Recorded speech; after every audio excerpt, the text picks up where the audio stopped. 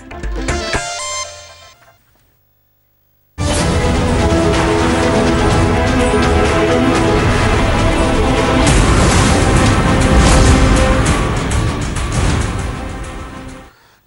ಹತ್ತಿರವಾಗುತ್ತಾ ಇರುವಂತೆ ಲಿಂಗಾಯತ ವೀರಶೈವದ ಯುದ್ಧ ತೀವ್ರಗೊಂಡಿದೆ. ಪ್ರತ್ಯೇಕ ಲಿಂಗಾಯತ ಧರ್ಮಕ್ಕಾಗಿ ಲಿಂಗಾಯತ ಸಮಾಲೋಚನಾ ಸಭೆ ಬಳಿಕ ಮಠಾಧೀಶರ ಮುಖಂಡರ ನಿಯೋಗ ಒಂದು ಈಗ ಮುಖ್ಯಮಂತ್ರಿಗಳ ಜೊತೆ ತಮ್ಮ ಸಮಾಲೋಚನೆಯನ್ನು ಮುಂದುವರಿಸಿದ್ದಾರೆ. ಇದಕ್ಕೂ ಮುನ್ನ ಪ್ರತ್ಯೇಕ ಧರ್ಮದ ಪ್ರಸ್ತಾವನೆಗೆ ವೀರಶೈವ ಅಂತ ಬಳಸದಂತೆ ಲಿಂಗಾಯತ ಮುಖಂಡರು ನಿರ್ಧರಿಸಿದರು. ವೀರಶೈವ ಪದ ಬಳಕೆಯಿಂದ ಪ್ರತ್ಯೇಕ ಧರ್ಮದ ಸ್ಥಾನಮಾನ ಸಿಗಲ್ಲ. ಪ್ರತ್ಯೇಕ ಧರ್ಮ ಸಿಗಬೇಕಾದರೆ ಹಿಂದೂ ಧರ್ಮಕ್ಕೆ ಹೇಗೆ ಭಿನ್ನವಾಗಿದೆ ಎಂಬುದನ್ನು ತಿಳಿಸಬೇಕು. ವೀರಶೈವ ವೇದ ಉಪನಿಷತ್ತು ಆಗಮಗಳನ್ನು ಒಪ್ಪತ್ತೆ. ಇದರಿಂದ ಸ್ವತಂತ್ರ ಧರ್ಮ ಸಿಗಲ್ಲ ಅಂತ ಮಠಾಧೀಶರು ಅಭಿಪ್ರಾಯಪಟ್ಟರು. ವೀರಶೈವ ಮಹಾಸಭಾ ರಾಜಿ ಮಾಡೋದು ಬೇಡ. ವೀರಶೈವ ಮಹಾಸಭಾ 3 ಬಾರಿ ಕೇಂದ್ರಕ್ಕೆ ಸಲ್ಲಿಸಿದ ಮನವಿ ಈಗಾಗಲೇ ತಿರಸ್ಕಾರವಾಗಿದೆ. ಸುಪ್ರೀಂ ಕೋರ್ಟ್ ಕೆಲ ತೀರ್ಪುಗಳಲ್ಲಿ ಲಿಂಗಾಯತ ಪ್ರತ್ಯೇಕ ಧರ್ಮ ಎಂದು ಹೇಳಿರುವ ಉಲ್ಲೇಖ ಪ್ರಸ್ತಾಪಿಸಿ ಕೇಂದ್ರ ಹಾಗೂ ರಾಜ್ಯ ಸರ್ಕಾರಕ್ಕೆ ಪ್ರಸ್ತಾವನೆಯನ್ನು ಸಲ್ಲಿಸೋದಕ್ಕೆ ಈ ಸಭೆ ತೀರ್ಮಾನಿಸಿತು. ಹಾಗಿದ್ದರೆ ಈ ಸಭೆಯಲ್ಲಿ ಇವತ್ತು 5 ಪ್ರಮುಖ ನಿರ್ಣಯಗಳನ್ನು ತೆಗೆದುಕೊಂಡರು. ಮಾಹಿತಿಗಾಗಿ, ಬಸವಣ್ಣ ಸ್ಥಾಪಿಸಿದ ಐತಿಹಾಸಿಕ ಸಿದ್ಧಾಂತ ವಚನಗಳನ್ನು ವೀರಶೈವರು ಬಳಸಬಾರದು. ಬಸವಾದಿ ತತ್ವಗಳನ್ನು ವಿರಕ್ತ ಮಠಗಳ ಮಠಾಧೀಶರು ಧರ್ಮ ಪ್ರಚಾರದ ಮೂಲಕ ಲೋಕಕ್ಕೆ ತಲುಪಿಸಬೇಕು, ಇಲ್ಲವೇ ಪೀಠ ತ್ಯಜಿಸಬೇಕು. ಲಿಂಗಾಯತ ಧರ್ಮಕ್ಕೆ ಸ್ವತಂತ್ರ ಧರ್ಮ ಮಾನ್ಯತೆ ನೀಡುವಂತೆ ಕೇಂದ್ರ ಹಾಗೂ ರಾಜ್ಯ ಸರ್ಕಾರಕ್ಕೆ ಒತ್ತಾಯ. ಇನ್ನು 3ನೇದು ಆಗಿದ್ದರೆ 4ನೇದಾಗಿ ನಿಮ್ಮ ಸ್ಕ್ರೀನ್ ಮೇಲೆ ಈಗ 3ನೇದು ಲಿಂಗಾಯತದ ಪಂಚನಿರ್ಣಯದ ಪೈಕಿ 4ನೇದರಲ್ಲಿ ಲಿಂಗಾಯತ ಧರ್ಮವನ್ನು ಬಸವಣ್ಣ ಸ್ಥಾಪಿಸಿದ್ದಾರೆ. ಅವರೇ ಧರ್ಮ ಸಂಸ್ಥಾಪಕರು, ವಚನಗಳೇ ಧರ್ಮ ಗ್ರಂಥ ಅಂತ. ಆಲ್ರೈಟ್, 1941ರಲ್ಲಿ ನಡೆದ ಅಖಿಲ ಭಾರತ ವೀರಶೈವ ಮಹಾಸಭೆಯಲ್ಲಿ ಸಮಾವೇಶದಲ್ಲಿ ಅಖಿಲ ಭಾರತ ಲಿಂಗಾಯತ ಮಹಾಸಭಾ ಎಂದು ಹೆಸರು ಬದಲಿಸಲು ನಿರ್ಣಯ ಕೈಗೊಂಡಿತ್ತು. ಈಗ ಅದನ್ನು ಜಾರಿಗೆ ತರಬೇಕು ಅನ್ನೋದು 5ನೇಯ ನಿರ್ಣಯ. ಹಾಗಿದ್ರೆ ಇವತ್ತಿನ ಸಭೆಯಲ್ಲಿ ಸ್ವಾಮೀಜಿಗಳು ಮಾತನಾಡಿದ್ರು. ಅವರ ಅಭಿಪ್ರಾಯ ಏನು, ಬನ್ನಿ ನೋಡೋಣ.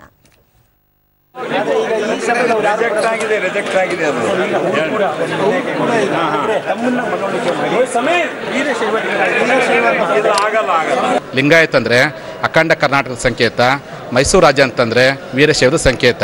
ಲಿಂಗಾಯತ ಅಂತ ಹೆಸರು ಹೋದ್ರೆ ಮಾತ್ರ ಸಂವಿಧಾನದಲ್ಲಿ ನಮಗೆ ಮಾನ್ಯತೆ ಸಿಗುತ್ತೆ. ಆ ಉದ್ದೇಶಕ್ಕೆ ಲಿಂಗಾಯತ ಅಂತ ಹೆಸರು ಎಲ್ಲರೂ ಒಂದುಗೂಡಿಸೋ ಶಬ್ದ ಹೊರತು ವೀರಶೈವ ವಿಘಟನೆ ಮಾಡುವಂಥ ಶಬ್ದ. ಪ್ರತ್ಯೇಕ ಧರ್ಮ, ಆ ಧರ್ಮ, ಈ ಧರ್ಮ, ಇನ್ನೊಂದು ಧರ್ಮ ಅಂತ ಏನಿಲ್ಲ. ಲಿಂಗಾಯತ ಧರ್ಮ ಯಾಕೆ ಅಂತ ಹೇಳಿದ್ರೆ ಅದು ಸಕಲ ಜೀವಾವಳಿಗೆ ಲೇಸ ಬಯಸುವ ವಿಚಾರ. ಸಕಲ ಜೀವಾವಳಿ ಅಂತ ಹೇಳಿದ್ರೆ ಈ ಪ್ರಪಂಚದಲ್ಲಿರ್ತಕ್ಕಂಥ ಎಲ್ಲರೂ ಸೇರ್ತಾರೆ. ಇವ ನಮ್ಮವ ಅಂತ ಹೇಳಿ ಎಲ್ಲರನ್ನೂ ಸ್ವೀಕಾರ ಮಾಡುವಂಥ ವ್ಯವಸ್ಥೆ ನಮ್ಮದಿದೆ. ಇವತ್ತಿನ ಸಭೆಯಲ್ಲಿ ರಾಜಕೀಯ ಒಡಕು ಬಂತು. ಈಶ್ವರ ಖಂಡ್ರೆ ಸಭೆಗೆ ಬರಲಿಲ್ಲ. ಇನ್ನು ಕೆಲವು ಅಭಿಪ್ರಾಯಗಳನ್ನು ಮಂಡನೆ ಮಾಡಿದ್ದಾರೆ ನೋಡಿ.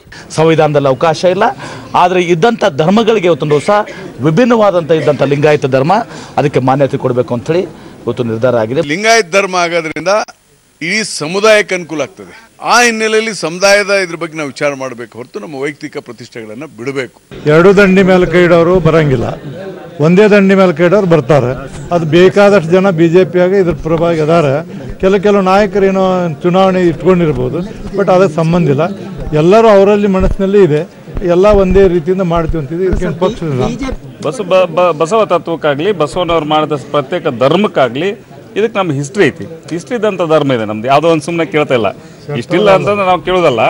ನಮ್ಗೆ ಇವತ್ತು ಅಕಸ್ಮಾತ್ ವೀರಶೈವ ಅಂತ ಆಗೋದಿರೋ ಅದಕ್ಕೆ ನಾವು ರೆಡಿ ಇದ್ವಿ. ನಾವು ಹೇಳಿದ್ವಿ ವೀರಶೈವ ಅಂತ ಹಾಕಿದ್ರು ಅದಕ್ಕೂ ನಾವು ರೆಡಿ ಇದ್ವಿ. ಅಖಿಲ ಭಾರತ ವೀರಶೈವ ಮಹಾಸಭಾದವರು ನನಗೆ ಒಂದು ಅಭಿನಂದನೆ ಕರೆದಿದ್ದರು, ಮನವಿ ಕೊಟ್ಟರು. ನಮ್ಮದು ವೀರಶೈವ ಲಿಂಗಾಯತ ಧರ್ಮನ ಪ್ರತ್ಯೇಕ ಧರ್ಮ ಮಾಡಿ ಅಂತ ನಾನು ಹೇಳಿದ್ರೆ 2 ಅಭಿಪ್ರಾಯಗಳಿದ್ದಾವೆ, ಎಲ್ಲ ಒಟ್ಟಾಗಿ ಬನ್ನಿ ಅಂತ ಹೇಳಿದೆ ಅಷ್ಟೇ. ಎಲ್ಲರೂ ಒಟ್ಟಾಗಿ ಬನ್ನಿ ಅಂತಾರೆ. ಇಲ್ಲಿ ನೋಡಿದ್ರೆ ಒಬ್ಬೊಬ್ಬರೇ ಸಭೆ ಮಾಡ್ತಾರಲ್ಲ ಸರ್. ಹಾಗಿದ್ರೆ ಇದು ಏಕಪಕ್ಷೀಯ ನಿರ್ಧಾರ ಅಲ್ವಾ?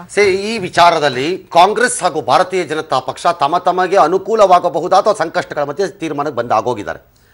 There is no doubt Congress is pro movement ಅಲ್ಲಿ ಡೌಟ್ ಇಲ್ಲ. ಆದರೆ ರಾಜಕಾರಣ ಇರಬಹುದು, ಇಲ್ಲದೆ ಇರ್ಬೋದು. ವೀರಶೈವರದ್ದು ಒಂದು ಕಾಂಗ್ರೆಸ್ನಲ್ಲಿರುವಂಥ ವೀರಶೈವರದ್ದು ಪ್ರಾಬ್ಲಮ್ ಇರ್ಬೋದು, ಇವ್ರದ್ದು ಇರ್ಬೋದು.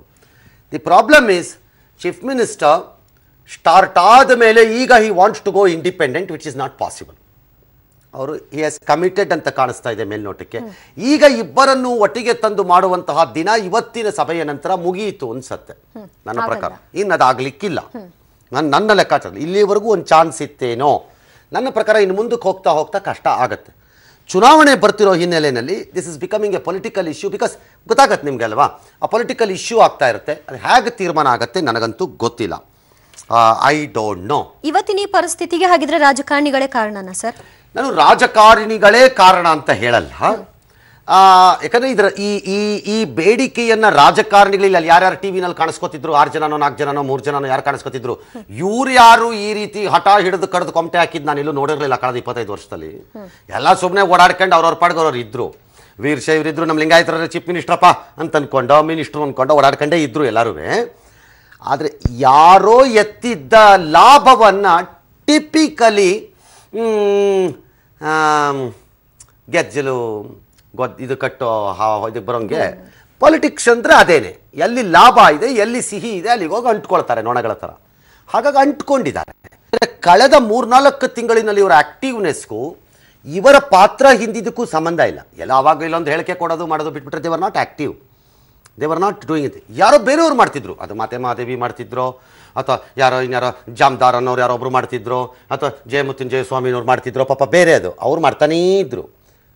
ಅದಕ್ಕೆ ಬಂದು ಇವ್ರು ಜಾಯಿನ್ ಆದ್ರು because these people know the benefit of it. Yes. ಹಾಗಿದ್ರೆ ಅವ್ರು ಜೇನ್ಗೂಡ್ ತರ ಇರಲಿಲ್ಲ, ಇವ್ರೇನ್ ಕೈ ಹಾಕಿ ಅದಕ್ಕೆ ಜೇನ್ನ ಹೊರಗೆ. ಈ ಇಶ್ಯೂ ನಿನ್ನೆ ಬಂದಿದೆ ಅಂತ ಯಾರು ಹೇಳಕ್ಕಾಗಲ್ಲ. ಬಟ್ ಇಬ್ರು ಒಟ್ಟೊಟ್ಟಿಗೆ ಅಲ್ವಾ ಸರ್ ಅವಾಗಿನವರೆಗೂ ಫೈಟ್ ಮಾಡಿದ್ದು, ವೀರಶೈವ ಲಿಂಗಾಯತ ಅಂತಲೇ. ಆದ್ರೆ ಯಾವಾಗ ಸುಪ್ರೀಂ ಕೋರ್ಟ್ ರಿವರ್ಸ್ ಹೊಡಿತು? ಲಿಂಗಾಯತ ಪ್ರತ್ಯೇಕವಾಗಬೇಕು ಅನ್ನೋ ಒಂದು ಭಾವನೆ, ಒಂದು ವಾದ ನಿನ್ನೆ ಮೊನ್ನೆದಲ್ಲ.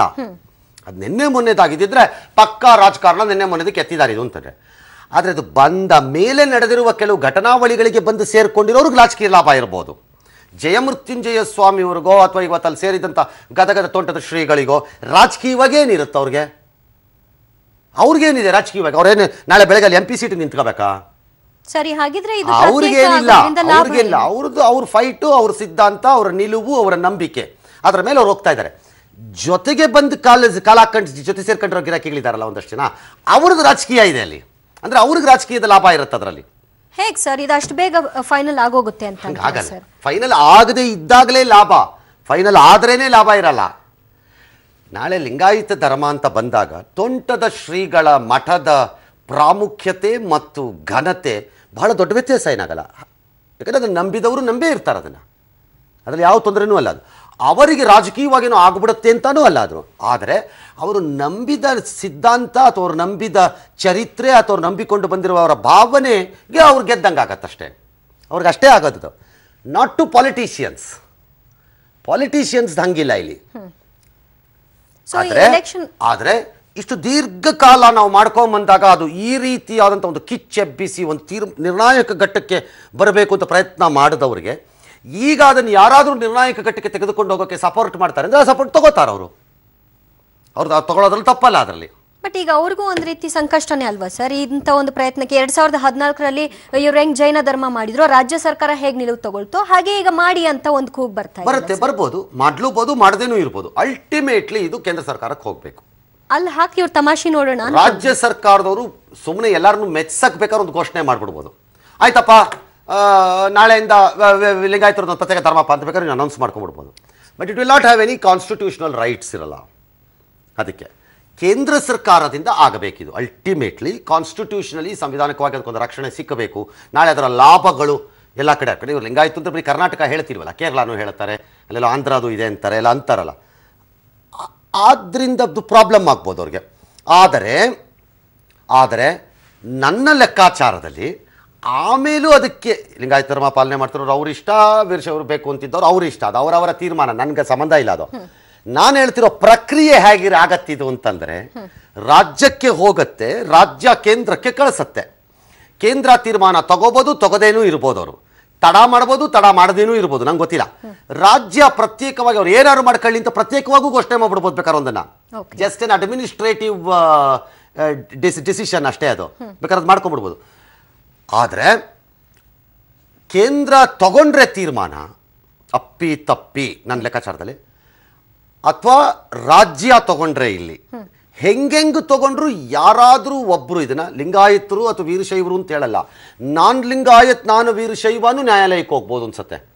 ಅಲ್ಲೆಲ್ಲೋ ಚಾಲೆಂಜಿಂಗ್ ಜಾಗ ಇದೆ ಇದಕ್ಕೆ ಅನ್ಸುತ್ತೆ. ಅಲ್ಲಿ ಒಂದು ಅಂತಿಮ ಇತ್ಯರ್ಥವಾಗಬೇಕೇನೋ ಪ್ರಕ್ರಿಯೆ ವೈಸು. ಲಿಂಗಾಯತ ಧರ್ಮ ಆಗೋದು ಆಗದೇ ಇರೋದು ಸಂಬಂಧಿತ ಪಾಯಿಂಟ್ ಅಲ್ಲ, ಅದು ಪ್ರಕ್ರಿಯೆ ಹಾಗಿರಬಹುದು. ಮೋಸ್ಟ್ಲಿ ಇದೇ ಇರಬಹುದು ಅಲ್ಲ, ಇದೇ ಪ್ರಕ್ರಿಯೆ ಹಾಗೇನೆ. ಹಾಗಾಗಿ it is going to be a little tougher decision to decide quickly. ಮಗದೊಂದು ಪ್ರಾಬ್ಲಮ್ ಉದ್ಭವ ಆಗಬಹುದಾದ್ದು ಕೇಂದ್ರ ಸರ್ಕಾರದ ಮುಂದೆ, ರಾಜ್ಯಕ್ಕಾಗಲ್ಲ, ಕೇಂದ್ರಕ್ಕಾಗತ್ತೆ. ರಾಜ್ಯಕ್ಕೆ ಬೇರೆ ರೂಪದಲ್ಲಿ ಆಗ್ಬೋದೇನೋ, ನಮ್ಗೆ ಗೊತ್ತಿಲ್ಲ. ಅದು ಕೇಂದ್ರದಲ್ಲಿ ಏನಾಗ್ಬೋದು, ಇದಾಗಿ ಒಪ್ಪಿಗೆ ಆದ ಕೂಡಲೇ 30 ರಾಜ್ಯಗಳಿಂದ ಯಾವ್ಯಾವ ರೀತಿಯ ಬೇಡಿಕೆಗಳು ಹೊರಕ್ಕೆ ಬರುತ್ತವೆ ಗೊತ್ತಿಲ್ಲ ಯಾರಿಗೂ, ನಮಗೂ ಬೇಕು ಅಂತ ಬರ್ಬೋದು. ಈಗ ಉದಾಹರಣೆಗೆ ಕೊಡಗು ಪ್ರತ್ಯೇಕ ರಾಜ್ಯ ಅಂತಂದಾಗ ಆಯ್ತು ಒಪ್ಕೊಂಡು ಕೊಟ್ಬಿಡೋಣ ಬಿಡು ಅಂತಂದ್ರೆ, ಈ ಥರದ್ದು 100 ಪ್ರಾಂತ್ಯಗಳು ನಮ್ಮ ರಾಜ್ಯಗಳಲ್ಲಿವೆ. ಅವೆಲ್ಲ ಏನಾಗತ್ತಾಗ ಬಂದು ಹೇಳ್ಕೊಂಡು ನಮ್ಗೆ ಸಪ್ರೇಟ್ ಮಾಡು, ಇನ್ನು ಬಳ್ಳಾರಿ ರಿಪಬ್ಲಿಕ್, ಬಳ್ಳಾರಿನಲ್ಲಿ ನಮ್ಮದು ಸಂಡೂರು ಸಪ್ರೇಟ್, ನಮ್ಮದೇ ಸಪ್ರೇಟ್ ಮಾಡ್ಬಿಡು ಅಂತ ವಿ ಡೋಂಟ್ ನೋ. ಅದು ಹೆಂಗಾಗತ್ತೆ. ಹಾಗೆ ಇಲ್ಲೂವೆ ರಾಜ್ಯದಲ್ಲೂ ಎಲ್ಲಿಯವರೆಗೆ ಲಿಂಗಾಯತ ಒಂದು ಧರ್ಮವಾಗಿ ಧಾರ್ಮಿಕವಾಗಿ ಉಳ್ಕೊಳ್ಳುತ್ತೆ ಅಲ್ಲಿವರೆಗೂ ಬೇರೆಯವ್ರದಕ್ಕೆ ಅಬ್ಜೆಕ್ಷನ್ ಹಾಕಕ್ಕೆ ಹೋಗ್ಲಿಕ್ಕಿಲ್ಲ ಅನ್ಸುತ್ತೆ. ಅದರ ಮುಂದುವರಿದ ಭಾಗವಾಗಿ ಸವಲತ್ತುಗಳಲ್ಲೇನಾದರೂ ಟ್ರಾನ್ಸ್ಫರ್ ಆಗ್ತಾ ಇದೆ ಅಂತ ಅನ್ಸಿದ್ರೆ ಯಾರಿಗಾರು ಅವ್ರು ಅದನ್ನು ಚಾಲೆಂಜ್ ಮಾಡೋಕ್ಕೆ ಸ್ಟಾರ್ಟ್ ಮಾಡ್ತಾರೆ. ಅದು ಕುರುಬ್ರು ಇರ್ಬೋದು, ಇನ್ನೊಬ್ರು ಇರ್ಬೋದು, ಮತ್ತೊಬ್ರು ಇರ್ಬೋದು, ಮುಸ್ಲಿಮ್ ಇರ್ಬೋದು, ಕ್ರಿಶ್ಚಿಯನ್ಸ್ ಇರ್ಬೋದು, ಯಾರೇ ಇರ್ಬೋದು, ಒಬ್ರು ನಾನು ಹೇಳ್ತಿರೋ ಅಲ್ಲಿ ಚಾಲೆಂಜ್ ಆಗಕ್ಕೆ ಸ್ಟಾರ್ಟ್ ಆಗ್ಬಿಡ್ಬೋದೇನೋ. Legally I am not talking politic. Yes, all right. ಇವತ್ತಿನ ಈ ವಿಚಾರವನ್ನು ಕುರಿತು ಕ್ವಿಕ್ ಆಗಿ ನಮ್ಮ ಜೊತೆ ಇಬ್ರು ಗೆಸ್ಟ್ ಇರ್ತಾರ ಅಂತ ಅನ್ಸತ್ತೆ. ಆ್ಯಂಡ್ ಮಹಾಂತ ಶಿವಾಚಾರ್ಯ ಸ್ವಾಮಿಗಳು ವಿಭೂತಿಪುರ ಮಠ ವೀರಶೈವರು, ಮಾತೆ ಮಹಾದೇವಿ ಲಿಂಗಾಯತರ ಪರವಾಗಿ ಕೂಡಲ ಸಂಗಮ, ಅವರು ಇಬ್ಬರು ನಮ್ಮ ಜೊತೆ ಈಗ ನೇರ ಸಂಪರ್ಕದಲ್ಲಿ ಇದ್ದಾರೆ. ನಿಮ್ಮ ಇಬ್ಬರಿಗೂ ನನ್ನ ನಮಸ್ಕಾರಗಳು. ಇಬ್ಬರಿಗೂ ನನ್ನ ಧ್ವನಿ ಕೇಳಿಸ್ತಾ ಇದೆ ಅಂತ ಅನ್ಕೊಂಡಿದ್ದೀನಿ. ನಮಸ್ಕಾರ ಸರ್. ನಮಸ್ಕಾರ. ಇನ್ನು ಇವ್ರಿಗೂ ಕೇಳಿಸ್ತಾ ಇದೆಯಾ? ಮಹಾಂತೇಶ ಶಿವಾಚಾರ್ಯ ಸ್ವಾಮಿಗಳಿಗೆ ಕೇಳ್ತಾ ಇದೆ ಸರ್, ಕೇಳ್ತಾ ಇದೆ. ದೂರವಾಣಿಲಿದ್ದಾರೆ ಲೈವ್. All right. ಇವತ್ತಿನ ಇಬ್ಬರು ಸಿಕ್ಕಿದ್ದಾರೆ. All right, thank you. ಇವತ್ತಿನ ಈ ನಿರ್ಣಯಗಳನ್ನು ನೋಡಿದ ಮೇಲೆ ಶ್ರೀ ಮಹಾಂತೇಶ ಶಿವಾಚಾರ್ಯ ಸ್ವಾಮಿಗಳು ವಿಭೂತಿಪುರ ಮಠ, ನಿಮಗೆ ಈ ಪ್ರಶ್ನೆ. ಇವತ್ತಿನ ಈ ನಿರ್ಣಯಗಳನ್ನು ನೋಡಿದರೆ ಇಲ್ಲಿಯವರೆಗೆ ಮಾತನಾಡ್ತಾ ಇದ್ದ ಎಲ್ಲ ಒಟ್ಟಾಗಿ ಹೋಗೋಣ, ಒಟ್ಟಾಗಿ ಇರೋಣ, ಒಂದು ರೀತಿಯ ರಾಜೀಯ ಪ್ರಕಾರ ಇರೋಣ ಅನ್ನೋ ಅಧ್ಯಾಯ, ಆ ಘಟ್ಟ ಮುಗಿಯಿತು ಅನ್ನಿಸ್ತಿಲ್ವಾ?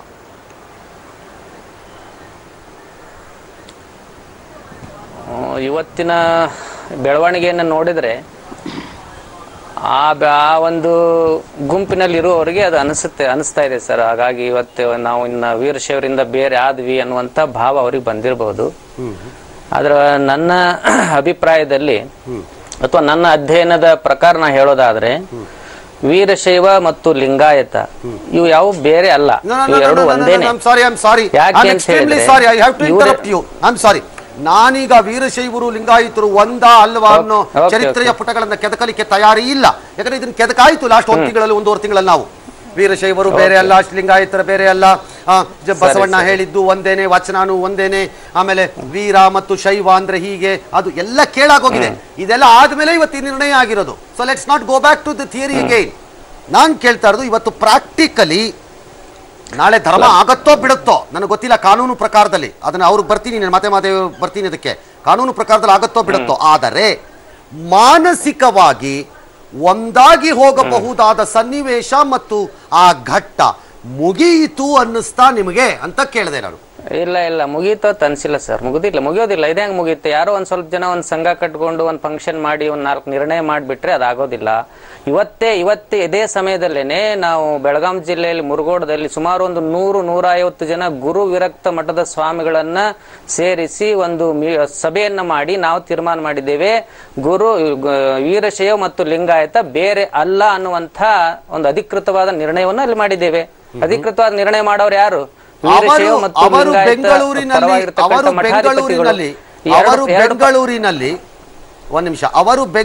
150 ಜನ ಕೂತ್ಕೊಂಡು ಯಾರೋ ತೀರ್ಮಾನ ಮಾಡ್ಬಿಟ್ರೆ ಬೇರೆ ಆಗಲ್ಲ ಅನ್ನೋದಾದರೆ, ನೀವು ಬೆಳಗಾವಿಯಲ್ಲೆಲ್ಲೋ ರಾಯಭಾಗದಲ್ಲೋ ಎಲ್ಲೋ ಇನ್ನೊಂದು ರಾಯಗಢದಲ್ಲೋ ಎಲ್ಲೋ ಒಂದ್ ಕಡೆ ಕೂತ್ಕೊಂಡು ನೀವು 150 ಜನ ತೀರ್ಮಾನ ಮಾಡ್ಬಿಟ್ರೆ ಇಬ್ರು ಒಂದು ಅಂತ ತೀರ್ಮಾನ ಆಗೋಗತ್ತಾ? ಹಂಗಾಗ್ಬಿಡತ್ತಾಗ? ನಾವು ಯಾರೋ ಮಾಡಿಲ್ಲ. 2 ಪರಂಪರೆ ಇದೆ ವೀರಶೈವ ಧರ್ಮದಲ್ಲಿ. ಒಂದು ಗುರು ಪರಂಪರೆ, ಒಂದು ವಿರಕ್ತ ಪರಂಪರೆ.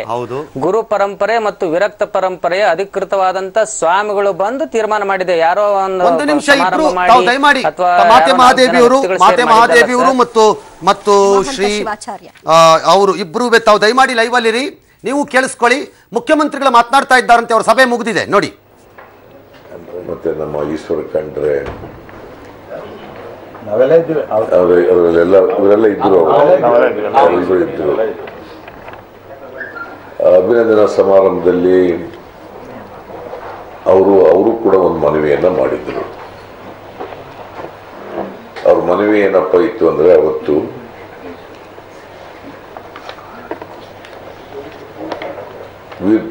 ಶಾಮನೂರು ಶಿವಶಂಕರಪ್ಪನವರು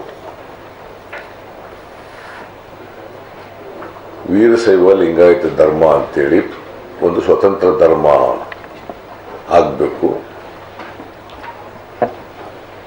ಅದಕ್ಕೆ ಸರ್ಕಾರ ಯಾವ ರೀತಿ ಕ್ರಮ ತಗೊಳ್ಬೇಕು ಅದನ್ನ ಮಾಡಬೇಕು ಅಂತ ಹೇಳಿದ್ರು.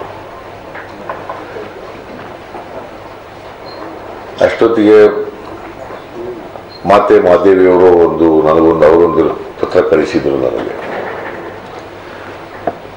ಅವರು ಕೂಡ ವೀರಶೈವ ಲಿಂಗಾಯತ ಧರ್ಮ ಅಲ್ಲ, ಲಿಂಗಾಯತ ಧರ್ಮ ಆಗಬೇಕು, ಪ್ರತ್ಯೇಕ ಧರ್ಮ ಆಗಬೇಕು ಅಂತೇಳಿ ಅವರು ಕೂಡ ಒಂದು ಪತ್ರ ಕಳಿಸಿದ್ರು. ನಾನು ಮಾತನಾಡುವಾಗ ಏನು ಹೇಳಿದ್ದೆ ಅಂತಂದ್ರೆ, ಈ ರೀತಿ ಎರಡು ಅಭಿಪ್ರಾಯಗಳು ಬೇಡ, ಒಂದು ಅಭಿಪ್ರಾಯದಿಂದ ನೀವು ಹೇಳಿದ್ರೆ ನಾವು ಸರ್ಕಾರ ಏನಾದ್ರು ತೀರ್ಮಾನ ತಗೊಳ್ಳಿಕ್ಕೆ ಅನುಕೂಲ ಆಗ್ತದೆ ಅಂತ ಹೇಳಿದ್ವಿ. ಅದಾದ್ಮೇಲೆ ಚರ್ಚೆಗಳು ಪ್ರಾರಂಭ ಆಗಿದೆ. ಇದು ಮೊದಲಿಂದ ಚರ್ಚೆನಲ್ಲಿದೆ, ಇದೇನು ಹೊಸ ವಿಚಾರ ಏನಲ್ಲ. ಮತ್ತೆ ಬಹಳ ಜನ ಏನ್ ಹೇಳಿದ್ದಾರೆ ಅಂದ್ರೆ, ಸಿದ್ದರಾಮಯ್ಯ ಹುಟ್ಟಾಕಿದ್ರು ಅನ್ನೋ ತರ ಬಿಂಬಿಸ್ಲಿಕ್ಕೂ ಕೂಡ ಪ್ರಯತ್ನ ಮಾಡಿದ್ದಾರೆ. ಇದು ನಡೆದಂತ ಘಟನೆ. ಇದು ಇವತ್ತು ಪ್ರಮುಖವಾದಂಥ ಮಠಾಧೀಶರುಗಳು ರಾಜ್ಯದಲ್ಲಿ, ಮತ್ತೆ ಬಹಳ ಜನ ಸಮಾಜದ ಮುಖಂಡರುಗಳು, ಜಾಮದಾರ್ ಕೂಡ ರಿಟೈರ್ಡ್ IAS ಆಫೀಸರು ಅವರು ಇದ್ದಾರೆ, ಮತ್ತೆ ಹೊರಟ್ಟಿ, ಬಸವರಾಜ ರಾಯರೆಡ್ಡಿ, ಶ್ಯಾಮ್ ಪ್ರಕಾಶ್ ಪಾಟೀಲ್, ಡಾಕ್ಟರ್ ಮಲ್ಕಾರೆಡ್ಡಿ, AB ಪಾಟೀಲ್, ಸಾವುಕಾರರು, ವಿನಯ್ ಕುಲಕರ್ಣಿ, MB ಪಾಟೀಲ್, ಅಶೋಕ್ ಪಟ್ಟಣ, BR ಪಾಟೀಲ್, ಬಹಳ ಜನ ಇದ್ದಾರೆ. ಕಾಶಪ್ಪ ಮುಂಡರ್ಗಿ, SS ಪಾಟೀಲ್ ನಮ್ಮ ಹಳೆಯ ಲೀಡ್ರು, SS ಪಾಟೀಲ್, ಅಸೂಟಿ, ಮಾದೇವ್ ಹೊರಟ್ಟಿ, ಅಲ್ಲೆಲ್ಲ ಖೇಡ್ ಹಳೆ ನಮ್ಮ ಸ್ನೇಹಿತರು, ಬುಳ್ಳ, ಬಹಳ ಜನ ಬಂದಿದ್ದಾರೆ. ಮೋಹನ್ ಕೊಂಡಜ್ಜಿ ಹೊಸ MLC, ನಮ್ಮ ವಕೀಲ ಮಾದೇವಪ್ಪ, ಅಲ್ಲ ವೀರಭದ್ರಪ್ಪ, ನಮ್ಮ ವಕೀಲ ಮಾದೇವಪ್ಪ. ಇದು ಎಲ್ಲ ಹೆಸರು ಹೇಳಕ್ ಹೋಗಲ್ಲ ನಾನು. ಇವರೆಲ್ಲರೂ ಕೂಡ ಬೆಳಿಗ್ಗೆಯಿಂದ ಚರ್ಚೆ ಮಾಡಿದ್ದಾರೆ. ನನಗೆ MB ಪಾಟೀಲ್ ಹೇಳಿದ್ರು, ನಾನು ಮೈಸೂರಿಗೆ ಹೋಗ್ತಾ ಇದ್ದೀನಿ, ನಾನು ಸ್ವಲ್ಪ ಬರೋದು ಲೇಟ್ ಆಗ್ತದೆ, ಸ್ವಾಮೀಜಿಗಳನ್ನೆಲ್ಲ ಕಾಯಿಸೋದು ಬೇಡಪ್ಪ, ಅವ್ರು ಏನು ಮನವಿ ಕೊಡ್ತಾರೆ ಈಸ್ಕೋ, ನನಗೆ ಕೊಡು ಅಂತ ಹೇಳಿದ್ದೆ ಅವರಿಗೆ. ಇಲ್ಲ ನೀವೇ ಇರಬೇಕು, ಸ್ವಾಮೀಜಿಯವರು ಎದುರುಗಡೆನೆ ಸಮ್ಮುಖದಲ್ಲಿ ಕೊಡಬೇಕು ಅಂತ ಹೇಳಿದರು. ಬಟ್ ಅವ್ರು ಸ್ವಲ್ಪ ಹೊತ್ತು ಕಾಯ್ಕೊಳ್ಳೋದಾದರೆ ಬರ್ತೀನಿ, ನಾನು ಎಷ್ಟು ಜಾಗ್ರತೆ ಬರೋಕ್ಕಾಗುತ್ತೆ ಅಷ್ಟು ಜಾಗ್ರತೆ ಬರ್ತೀನಿ ಅಂತೇಳಿ ನಾನು ತಡವಾಗಿ, ಸ್ವಲ್ಪ ತಡ ಆಯಿತು ಬರಲಿಕ್ಕೆ. ಬಂದಿದ್ದೀನಿ. ಈಗ ಮನವಿ ಕೊಟ್ಟಿದ್ದಾರೆ. ಈ ಮನವಿನ ನಾನು ಸರ್ಕಾರ ಕೂಲಂಕುಷವಾಗಿ ಎಲ್ಲ ಪರಿಶೀಲನೆಯನ್ನು ಮಾಡ್ತೀವಿ. ನಾವು ಕಾನೂನು ರೀತಿಯ, ಸಂವಿಧಾನಾತ್ಮಕವಾಗಿ, ಧಾರ್ಮಿಕವಾಗಿ ಎಲ್ಲ ಕೋನಗಳಿಂದ ಪರಿಶೀಲನೆ ಮಾಡ್ತೀವಿ. ಪರಿಶೀಲನೆ ಮಾಡಿ ಆಮೇಲೆ ಅವರಿಗೆ ಆ ಪರಿಶೀಲನೆ ನಂತರ ನಾವು ಏನು ಮಾಡ್ಬೋದು ಅಂತಕ್ಕಂಥದ್ದನ್ನು ಅವ್ರ ಗಮನಕ್ಕೆ ತರ್ತಕ್ಕಂಥ ಪ್ರಯತ್ನವನ್ನು ಮಾಡ್ತೀವಿ. ಆಮೇಲೆ ಮುಂದಿನ ಕ್ರಮ ಏನು ಮಾಡಬೇಕು, ವಿಚ್ ಇಸ್ ದಿ ಬೆಸ್ಟ್ ಇದು ಅಂತಕ್ಕಂಥದ್ದನ್ನು ಕೂಡ ಅದನ್ನು ಸರ್ಕಾರ ತೀರ್ಮಾನ ಮಾಡ್ತದೆ. ಅದನ್ನೇ ಹೇಳಿದ್ದೀನಿ ನಾನು, ಸರ್ಕಾರ ಇದನ್ನು ಕೂಲಂಕುಷವಾಗಿ ಪರಿಶೀಲನೆ ಮಾಡ್ತದೆ ಅಂತಕ್ಕಂಥ ಮಾತಾಡ್ತೀನಿ. ಇಷ್ಟು ಅವರು ಮನವಿ ಕೊಟ್ಟ ಮೇಲೆ ನಾವು ಸರ್ಕಾರದ ಪರವಾಗಿ ಹೇಳಿರ್ತಕ್ಕಂಥ ವಿಚಾರ. ನಿಮಗೆ ಒಂದನೇ ಕೂಡಿಸ್ತೀನಿ. ನೀವು ಹೇಳಿದಾಗ ನೀವಿರು ಕೂಡ ಬರ್ಬೇಕಂತ ಹೇಳಿದ್ರಿ. 3 ಸರಿ ಹಂಗೆ ಬಂದಾಗ ರಿಜೆಕ್ಟ್ ಆಗೈತಿ. ಆ ರಿಜೆಕ್ಟ್ ಆದ್ರಿಂದ ಇವತ್ತು ಇದಾಗಿದೆ ಇಷ್ಟ. ಇಲ್ಲಿಕ್ಕ ನಮಗೇನದ್ರಲ್ಲಿ ಬದಲಾವಣೆ ಇಲ್ಲ, ಇವತ್ತು ಬದಲಾವಣೆ ಇಲ್ಲ. 3 ಸರಿ ರಿಜೆಕ್ಟ್ ಆಗೈತಿ. ಅದಕ್ಕೆ ನಾವು ಇದನ್ನು ಮಾಡಿ ಕೊಟ್ಟಿವಿ ತಮ್ಮನೆ. ಅದು ಕೂಡ ಬರ್ದಿರಿ, ಕೋರ್ಟ್ ಆರ್ಡರ್ಗಳದಾವ, ಎಲ್ಲ ಅದಾವ. ಇಡೀ 77 ವರ್ಷದಿಂದ ಎಲ್ಲವನ್ನ ಕೊಟ್ಟಿದ್ದೀವಿ. ಅವನ್ನೂ ಗಮನದಲ್ಲಿ ಇಟ್ಕೊಂಡು ಪರಿಶೀಲನೆ ಮಾಡಿ. ಕೇಂದ್ರ ಸರ್ಕಾರದಲ್ಲಿ UPA ಸರ್ಕಾರ ಇತ್ತು, ರೆಫರ್ ಮಾಡಿದ್ರು. ಅವರು ಸಹ ಅದನ್ನ ಕೆಲವು ರದ್ದು ಮಾಡಿದ್ರು. ಈಗ ರೆಫರ್ ಮಾಡ್ತಿದ್ದಾರೆ ನೀವು ಕೇಂದ್ರದಲ್ಲಿ ಬಿಜೆಪಿ ಸರ್ಕಾರ ನಿಮ್ಮ ಆದ್ಯತೆಗೆ ಇವ್ರಿಗೆ ಕೇಳೋದು ನನಗೆ ಕೇಳಬೇಡ ಪ್ರಶ್ನೆ. ಇವ್ರಿಗೆ ಅಲ್ಲ ಸರ್ಕಾರ ಪರಿಶೀಲನೆ ಮಾಡ್ತೀವಿ ಅಂತ ಅಷ್ಟೇ ಅಂತ ಹಂತದಲ್ಲಿದೆ ಈಗ. ಪರಿಶೀಲನೆಗೂ ಮೊದಲು ನೀವೇನಾದ್ರು ಕಮಿಟಿ ಈಗಲೇ ಎಲ್ಲರೂ ಹೇಳಿದ್ರೆ ಹೆಂಗಪ್ಪ ಕೂಸುಟಕ್ಕೂ ಮುಚ್ಚಿದ್ದು ಎಲ್ಲರೂ ಹೇಳ್ತಾರೆ. ಕೊಟ್ಟಿದ್ದಾರೆ ಈಗ ಅದನ್ನ ಸರ್ಕಾರ ಪ್ರಾಜ್ಞ ಮನಸ್ಸಿನಿಂದ ಪರಿಶೀಲನೆ ಮಾಡ್ತೀವಿ.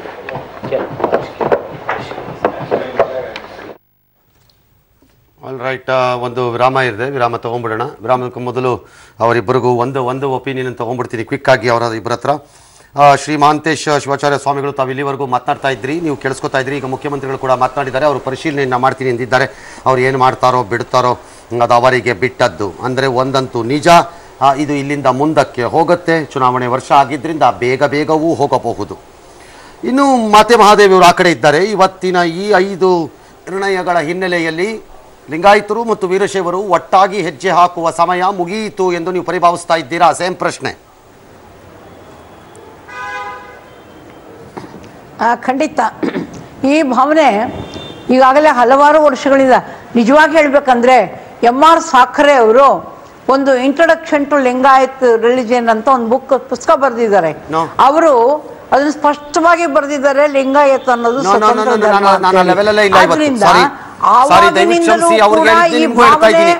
ದಯವಿಟ್ಟು ಕ್ಷಮಿಸಿ, ಅವ್ರಿಗೆ ಹೇಳ್ತಾ ಇದ್ದೀನಿ.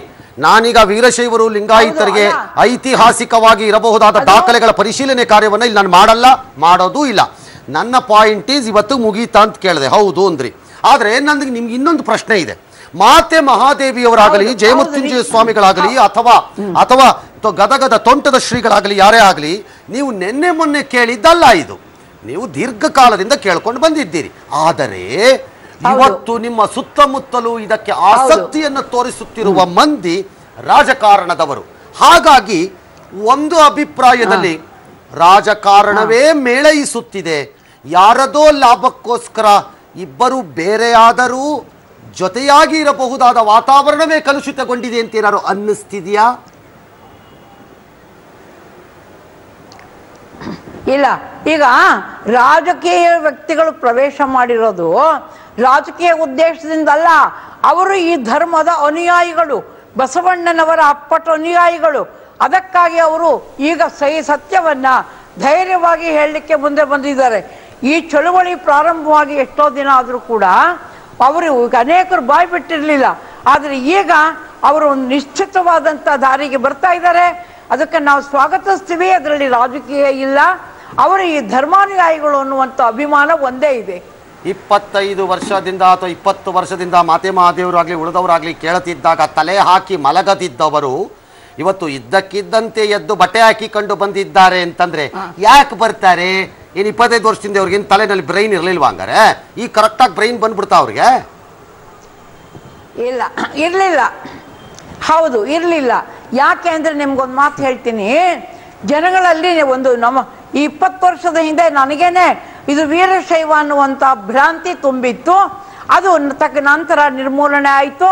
ಅದೇ ರೀತಿ ಇವರೆಲ್ಲರಿಗೂ ಕೂಡ ಈಗ ವೀರಶೈವ ನಮ್ದಲ್ಲ, ನಾವು ಲಿಂಗಾಯತರು ಅನ್ನುವಂಥದ್ದು ಈಗೀಗ ತಿಳುವಳಿಕೆ ಮೂಡ್ತಾ ಇದೆ.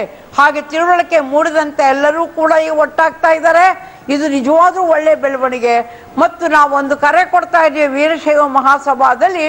ಇವತ್ತು ಅನೇಕ ಜನ ಲಿಂಗಾಯತರು ಗೊತ್ತಿಲ್ಲದೆಯೇ ಅದಕ್ಕೆ ಸದಸ್ಯರಾಗಿದ್ದಾರೆ. ಆದ್ದರಿಂದ ಎರಡೂ ಬುಟ್ಟಿಯಲ್ಲಿ ಕಾಲಿಟ್ಟುಕೊಂಡು ಹೋಗಬೇಡಿ. ವೀರಶೈವದವರು ಹೋಗಲಿ, ಸಂತೋಷ. ಆದರೆ ನೀವು ಬಸವಣ್ಣನ ತತ್ವಗಳಿಗೆ ಬದ್ಧರಾದವರು ಒಂದೇ ಹೆಸರಿನಿಂದ ನೀವು ಹೊರಗೆ ಬನ್ನಿ, ರಾಜೀನಾಮೆ ಕೊಡಿ ಅಂತ ಕೂಡ ನಾವು ಈಗ ಕರೆಯನ್ನು ಕೊಡ್ತಾ ಇದ್ದೀವಿ. ಆಲ್ ರೈಟ್, ನೀವು ಕರೆಯನ್ನು ಕೊಟ್ಟಿದ್ದನ್ನು ಕೇಳಿಸ್ಕೊಳ್ಳಿ. ಈಗ ನನ್ನ ಜೊತೆ ಇರುವಂತಹ ಮಹಾಂತೇಶ ಶಿವಾಚಾರ್ಯ ಸ್ವಾಮಿಗಳ ನಿಮಗೆ ಕೊನೆ ಪ್ರಶ್ನೆ ನನ್ನದು. ಒಂದು ವೇಳೆ ಲಿಂಗಾಯತರು ನಾವು ಹೊರಗೋಗ್ತೀವಿ ಅನ್ನೋದಾದ್ರೆ, ಒಂದು ಮನೆಯಲ್ಲಿ ಒಬ್ಬರಿಗೊಬ್ಬರು ಮನಸ್ಸಿಗೆ ಯಾವುದು ಸರಿ ಹೋಗದಿದ್ದಾಗ ಇಬ್ಬರೂ ಪ್ರತ್ಯೇಕವಾಗಿದ್ದು ಹಬ್ಬ ಹರಿಗಳ ದಿನ ಭೇಟಿ ಮಾಡಿಕೊಂಡು ಚೆನ್ನಾಗಿರಬೇಕು ಅಂತ ಬಯಸ್ತಾರೋ, ಹೋಗ್ಲೇ ಕೂಡುದು ಅಂತ ಬೀಗ ಹಾಕಿ ನಿಲ್ಲಿಸ್ತೀರೋ? ಹೋದ್ರೆ ಹೋಗ್ಲಿ ಅಂತ ಬಿಟ್ಬಿಡಿ. ನಿಮ್ದು ಯಾಕೆ ಹಠ ಇಬ್ರು ಒಟ್ಟಿಗೆ ಇರಬೇಕು ಅಂತ? ಇಲ್ಲ ಸರ್, ಇದೇನು ಅಣ್ಣ ತಮ್ಮರ ಜಗಳ ಅಲ್ಲ. ಅಣ್ಣ ತಮ್ಮ ಜಗಳ ಆದ್ರೆ ಆಸ್ತಿ ಬೇರ್ ಮಾಡ್ಕೊಂಡು ಹೋಗ್ಬಿಡಕ್ ಬರ್ತದೆ. ಇದು ಧಾರ್ಮಿಕ ತತ್ವ ಸೂಕ್ಷ್ಮತೆಯಿಂದ ಕೂಡಿದಂತ ಸಂಬಂಧ. ಇದು ಎಲ್ಲಿ ಹೋಗ್ತಾರೆ, ಹೋಗಂದ್ರೆ ಎಲ್ಲಿ ಅವ್ರು ಹೋಗ್ಬಿಡ್ತೀವಿ, ಇವ್ರು ಬರ್ಬಿಡ್ತಾನೆ. ಎಲ್ಲಿಗೆ ಹೋಗೋದು, ಎಲ್ಲಿಗೆ ಬರೋದು? ಎಲ್ಲಿ ಹೋಗ್ಲಿಕ್ಕೂ ಆಗದ, ಎಲ್ಲಿ ಬರ್ಲಿಕ್ಕೆ ಆಗೋದಿಲ್ಲ. ನಮ್ಮ ವೀರಶೈವ ಲಿಂಗಾಯತ ಧರ್ಮದ ಆಚರಣೆಗಳು, ವೀರಶೈವ ಲಿಂಗಾಯತ ಧರ್ಮದ ಏನು ವಿಚಾರಗಳಿದಾವೆ, ಅವು ಎರಡೂ ಒಂದೇ ಆಗಿದಾವೆ. ಎಲ್ಲಿ ಬಿಟ್ಟು ಹೋಗಾಗುತ್ತೆ, ಏನ್ ಬಿಟ್ಟು ಹೋಗೋದು, ಏನ್ ಹಿಡ್ಕೊಂಡು ಹೋಗೋದು, ಅದು ನನಗೆ ಅರ್ಥ ಆಗ್ತಾ ಇಲ್ಲ. ಹೋದ್ರೆ ಹೋಗ್ಬಿಡ್ಲಿ, ಬಂದ್ಬಿಡ್ಲಿ ಅಂತ ಕೇಳುವ ಪರಿಸ್ಥಿತಿಯಲ್ಲಿ ಇಲ್ವಲ್ಲ ಜನ. ಅವ್ರು ಕೇಳಬೇಕಲ್ಲ ಅವರು. ಮಾತು ಅಲ್ಲ ಸರ್, ಈಗ ಹೋಗ್ಬೇಕಾದ್ರೆ ಇದಕ್ಕೊಂದು ಅಧಿಕೃತವಾದಂತ ಇದು ಬೇಕಲ್ಲ ಸರ್. ಹಲೋ, ಹೇಳಿ ಹೇಳಿ ಹೇಳಿ ಹೇಳಿ ಹೇಳಿ. ಅದಕ್ಕೋಸ್ಕರ ನೀವು ವೀರಶೈವ ಅನ್ಕೊಂಡು ಇಬ್ರು ಸೇರಿ ಒಂದೇ ಮನೆಯಲ್ಲಿ ಜಗಳ ಆಡ್ಕೊಂಡಿರೋದ್ ಬೇಡ. ನೋಡಿ ರಂಗನಾಥ್ ಅವರೇ ಕೇಳಿ ಒಂದ್ ಮಾತು. ಎಲ್ಲರೂ ಸುಖವಾಗಿದ್ರು ತಾಯಿಯವರೇ, ನೀವೇ ಬಂದು ಎಲ್ಲರೂ ಸುಖ ಹಾಳು ಮಾಡ್ಬಿಟ್ಟಿದ್ರಿ. ಎಲ್ಲರೂ ಸುಖ ಹಾಳು ಮಾಡಿದವ್ರು ತಾವೇ. ಎಲ್ಲರೂ ಚೆನ್ನಾಗೇ ಇದ್ರು, ಎಲ್ಲರೂ ಚೆನ್ನಾಗಿದ್ರು. ವೀರಶೈವ ಲಿಂಗಾಯತರು ಎಲ್ಲರೂ ಸುಖವಾಗಿ ಇದ್ರು. ತಮ್ಮ ಪ್ರವೇಶ ಆದ್ಮೇಲೆ ಎಲ್ಲರೂ ಸುಖ ಹಾಳು ಮಾಡ್ಬಿಟ್ಟಿದಿರಿ. ದಯವಿಟ್ಟು ಅದನ್ನ ನಿಲ್ಲಿಸಿ. ಮಾತು ಲಾಸ್ಟ್ ವರ್ಡ್ ಪ್ಲೀಸ್. ಈಗ ಒಬ್ಬ ತಂದೆ ತಾಯಿ ಅವರಿಬ್ಬರಿಗೂ ಗೌರವ ಕೊಟ್ಟುಕೊಂಡು ಇರುವಂತ ಅಣ್ಣ ತಮ್ಮಂದಿರು ಒಂದು ಮನೆಯಲ್ಲಿ ಇರ್ಬೇಕು. ಬಸವಣ್ಣನೇ ನಮ್ಮ ತಂದೆ, ವಚನ ಸಾಹಿತ್ಯ ನಮ್ಮ ತಾಯಿ ಅಂತ ನಂಬಿರೋರು ಲಿಂಗಾಯತ ಧರ್ಮದ ಮನೆಯಲ್ಲಿ, ಮಹಾಮನೆಯಲ್ಲಿ ಇರ್ಲಿ. ಇಲ್ಲ ವೇದಾಗಮಗಳು ನಮ್ಮ ಧರ್ಮಶಾಸ್ತ್ರಗಳು ಅನ್ನುವರು. ವಚನ ಸಾಹಿತ್ಯದಲ್ಲಿರೋದು, ವೀರಶೈವ ಧರ್ಮ ಸಾಹಿತ್ಯದಲ್ಲಿರೋದು ಎರಡು ಒಂದೇನೆ. ಯಾವ್ದು ವ್ಯತ್ಯಾಸ ಇಲ್ಲ ಸರ್. ವಚನ ಸಾಹಿತ್ಯದಲ್ಲಿರೋದು, ವೀರಶೈವ ಧರ್ಮ ಸಾಹಿತ್ಯದಲ್ಲಿರೋದು ಎರಡು ಒಂದೇ ಆಗಿದಾವೆ. ಇವರು ಮಾತೆ ಮಹಾದೇವಿ ಅವರಿಗೆ ಒಂದು ಮಾತನ್ನ ಹೇಳ್ತೀನಿ. ಮಾನ್ಯ ಮಹಾಂತೇಶ ಡಾಕ್ಟರ್ ಮಹಾಂತೇಶ ಶಿವಾಚಾರ್ಯ ಸ್ವಾಮಿಗಳೇ, ಥ್ಯಾಂಕ್ ಯು. ಆದರೆ ನೀವು ಕೇಳಿಸ್ಕೊಳ್ಳಿ, ಮಾತೆ ಮಹಾದೇವರು ಕೇಳಿಸ್ಕೊಳ್ಳಿ. ನಿಮ್ಮ 5 ನಿರ್ಣಯಗಳಲ್ಲಿ ಒಂದು ನಿರ್ಣಯಕ್ಕೆ ನನ್ನ ಒಂದು ಸಣ್ಣ ಆಕ್ಷೇಪ ಇದ್ದಂಗಿದೆ. ಅದು ಧರ್ಮದ ವಿಚಾರದಲ್ಲಿ ಅಲ್ಲ, ಕಾಮನ್ ಸೆನ್ಸ್ ವಿಚಾರದಲ್ಲಿ. ಬಸವಣ್ಣ ಸ್ಥಾಪಿಸಿದ ಐತಿಹಾಸಿಕ ಸಿದ್ಧಾಂತ ವಚನಗಳನ್ನು ವೀರಶೈವರು ಬಳಸಬಾರದು ಅಂತಾರೆ. No, Basava would have opposed this. ಯಾರು ಬೇಕಾದರೂ ಬಳಸಿ, ನನ್ನನ್ನು ನೀವು ಇನ್ನೊಬ್ರು ಬಳಸಬಾರ್ದು ಅಂತ ಹೇಳಬಾರ್ದು. ನನಗೆ ನೀನು ಕ್ರೈಸ್ತ ಧರ್ಮದಲ್ಲಿಲ್ಲ, ಹಾಗಾಗಿ ನೀನು ಕ್ರೈಸ್ತನ ಹೆಸರನ್ನ ಹೇಳಂಗಿಲ್ಲ ಅಂತ ಹೇಳಲಿಕ್ಕೆ ಯಾರಿಗೂ ಹಕ್ಕಿಲ್ಲ. ಅದು ಆ ಅರ್ಥದಲ್ಲಿ ಇಲ್ಲ ನಿಮ್ಮ ನಿರ್ಣಯ ಅಂತ ನಾನು ಅನ್ಕೊಂಡಿದ್ದೀನಿ. ಆ ಅರ್ಥದಲ್ಲಿ ಇದ್ರೆ I don't think you are right. Yes please. ಇಲ್ಲ ಇಲ್ಲ, ನಾವು ಒಪ್ಪಲ್ಲ. ನೋಡಿ ಬಸವಣ್ಣನವರ ಸಂದೇಶಗಳು ವಿಶ್ವಮಾನ್ಯ ಏನಿದೆ ಇವ ನಮ್ಮ ಅನ್ಸಂತ ಹೇಳಿದ ಬಸವಣ್ಣವ್ರ ತತ್ವಗಳನ್ನ ಹೇಳ್ಬೇಡ ಅಂತ ಹೇಳಕ್ ಇವ್ರು ಯಾರು ಸರ್? ಯಾರು ಇವರು? ಪ್ರಜಾಪ್ರಭುತ್ವದಲ್ಲಿ ಯಾರು ಬೇಕಾದ ಸಾಯ್ತು ಯಾರು ಹೇಳ್ಬೋದು. ಬೇಡ ಅಂತ ನಾವು ಹೇಳಲ್ಲ. ಮತ್ತೆ ಬಸವಣ್ಣವ್ರ ಹೇಳಿದ ತತ್ವಗಳನ್ನ ಯಾರು ಹೇಳೋರು? ನೋಡಿ ಯಾರು ಹೇಳೋರು? ಯಾರು? ಇವತ್ತು ನಿರ್ಣಯದ ಬಗ್ಗೆ ಮಾತಾಡ್ತಾ ಇದ್ದೀವಿ, ತಮ್ಮ ಬಗ್ಗೆ ಮಾತಾಡ್ತಾ ಇಲ್ಲ. ಇವತ್ತು ತೆಗೆದುಕೊಂಡು ನಿರ್ಣಯದ ಬಗ್ಗೆ ಮಾತಾಡ್ತಾ ಇದ್ದೀನಿ. ಮಾತೆ ಮಹಾದೇವ್ರ ವಿಚಾರ ಬಗ್ಗೆ ನಾವೇನು ಮಾತಾಡೋದಿಲ್ಲ. All right, thank you. ಮಾತೆ ಮಹಾದೇವರಿಗೂ ಥ್ಯಾಂಕ್ಸು. ಡಾಕ್ಟರ್ ಮಹಾಂತೇಶ ಶಿವಾಚಾರ್ಯ ಸ್ವಾಮಿಗಳು ಅವ್ರಿಗೂ ಥ್ಯಾಂಕ್ಸ್. ಬೆಂಗಳೂರಿನಲ್ಲಿ ಮತ್ತೆ ಪೊಲೀಸರ ಬಂದೂಕು ಸದ್ದು ಮಾಡಿದೆ. ಕಿಡ್ನಾಪ್ ಪ್ರಕರಣದ ಆರೋಪಿ ವೆಂಕಟೇಶ್ ಅಲಿಯಾಸ್ ವಿಜಿಯನ್ನ ಹಿಡಿಯಲು ಹೋದ ಪೊಲೀಸ್ ಪೇದೆ ಭೈರಪ್ಪಗೆ ಡ್ರ್ಯಾಗನ್ ನಿಂದ ಚುಚ್ಚಿದ್ದಾರೆ. ತಕ್ಷಣವೇ ಆತ್ಮರಕ್ಷಣೆಗಾಗಿ ಬ್ಯಾಡ್ರಹಳ್ಳಿ ಇನ್ಸ್ಪೆಕ್ಟರ್ ಸತ್ಯನಾರಾಯಣ್ ಅವರು ಆರೋಪಿ ವೆಂಕಟೇಶ್ ಕಾಲಿಗೆ ಗುಂಡು ಹಾರಿಸಿದ್ದಾರೆ. ಬ್ಯಾಡ್ರಹಳ್ಳಿ ಪೊಲೀಸ್ ಠಾಣಾ ವ್ಯಾಪ್ತಿಯ ಡಿ ಗ್ರೂಪ್ ಲೇಔಟ್ನಲ್ಲಿ ಈ ಒಂದು ಘಟನೆ ನಡೆದಿರುವಂತದ್ದು. ವೆಲ್ಡಿಂಗ್ ಕೆಲಸ ಮಾಡೋರನ್ನ ಕರೆಸಿಕೊಂಡು ಒತ್ತೆಯಾಳಗೆ ಇಟ್ಕೊಂಡಿದ್ದಂತಹ ವೆಂಕಟೇಶ್ ಅವರಿಂದ ಹಣ ಸುಲಿಗೆ ಮಾಡ್ತಿದ್ದ. ಈಗ ಆರೋಪಿ ಜೊತೆಗೆ 5 ಪೊಲೀಸರು ವಶಕ್ಕೆ ಪಡ್ಕೊಂಡಿದ್ದಾರೆ. ರಾಜ್ಯ ಶಿಕ್ಷಣ ಇಲಾಖೆಯಲ್ಲಿ ಕೇಸರೀಕರಣ ಆಗಿದೆ, ಅದನ್ನು ಬದಲಿಸಬೇಕು. ರಘುರಾಮಚಂದ್ರಪ್ಪನವರ ನೇತೃತ್ವದ ಪಠ್ಯಪುಸ್ತಕ ಸಮಿತಿ ಎಲ್ಲ ನಡೀತಾ ಇದೆ.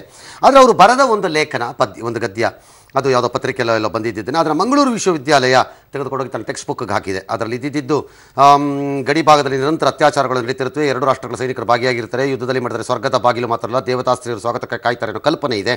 ಪಥಚಿತ್ತಾರ ಎಂಬ ಪುಸ್ತಕದಲ್ಲಿ ಇದನ್ನೆಲ್ಲ ಹಾಕಿದ್ದಾರೆ. ಯುದ್ಧ ಅನ್ನೋದು ಒಂದು ಬಿಸ್ನೆಸ್ಸು ಅನ್ನೋದೆಲ್ಲ ಹೇಳಿದ್ದಾರೆ. ಅದು ದೊಡ್ಡ ಗಲಾಟೆ ಆಯಿತು. ಆದರೆ ಬರಗೂರು ಆಮೇಲೆ ಅದನ್ನು ಕ್ಷಮೆ ಕೇಳಿಬಿಟ್ರು. ಹಾಗಾಗಿ ಅದು ಅಷ್ಟಕ್ಕೆ ಮುಗಿದಂಗೆ ಕಾಣಿಸ್ತಾ ಇದೆ. ಅದೆಲ್ಲ ಓಕೆ. ಈಗ ಪುಸ್ತಕದಲ್ಲಿರೋದನ್ನು ಏನು ಮಾಡೋಣ?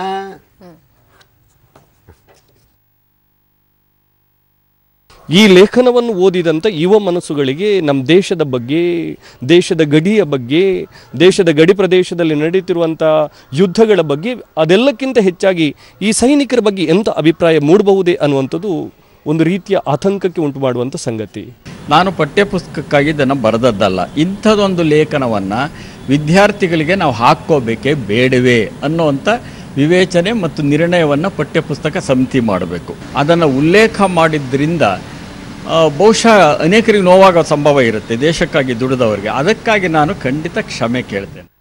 ಬರ್ಗೋರು ಕ್ಷಮೆ ಕೇಳಾಗಿದೆ, ಅಲ್ಲಿಗೆ ಮುಗಿಬೋದು. ಅದು ಅವ್ರು ತಪ್ಪಲ್ಲ ಅನ್ಸತ್ ಮೇಲೊಟ್ಟಿಗೆ. ಎರಡನೇದು ರಾಷ್ಟ್ರಭಕ್ತಿನ ನೀವು ಬರ್ಗೋರನ್ನ ಪ್ರಶ್ನೆ ಮಾಡಕ್ಕೆ ಹೋಗಬೇಡಿ. ಯಾರುವೆ ಬರ್ಗೂರು ರಾಷ್ಟ್ರಭಕ್ತಿ ಇದೆಯಾ ಇದು ಬರೆಯೋದ್ರ ಮೂಲಕ ಅಂತ ಪ್ರಶ್ನೆ ಮಾಡಬೇಡಿ. ಹಿ ಕ್ಯಾನ್ ಬಿ ಮೋರ್ ರಾಷ್ಟ್ರಭಕ್ತಿ ದ್ಯಾನ್ ಮೆನಿ ಪೀಪಲ್ವೆ. ಸೈನಿಕರದ್ದು ಬಂದಿರೋದ್ರಿಂದ ಇದು ತಗಲಾಕಳ್ತು ಈ ವಿಚಾರ.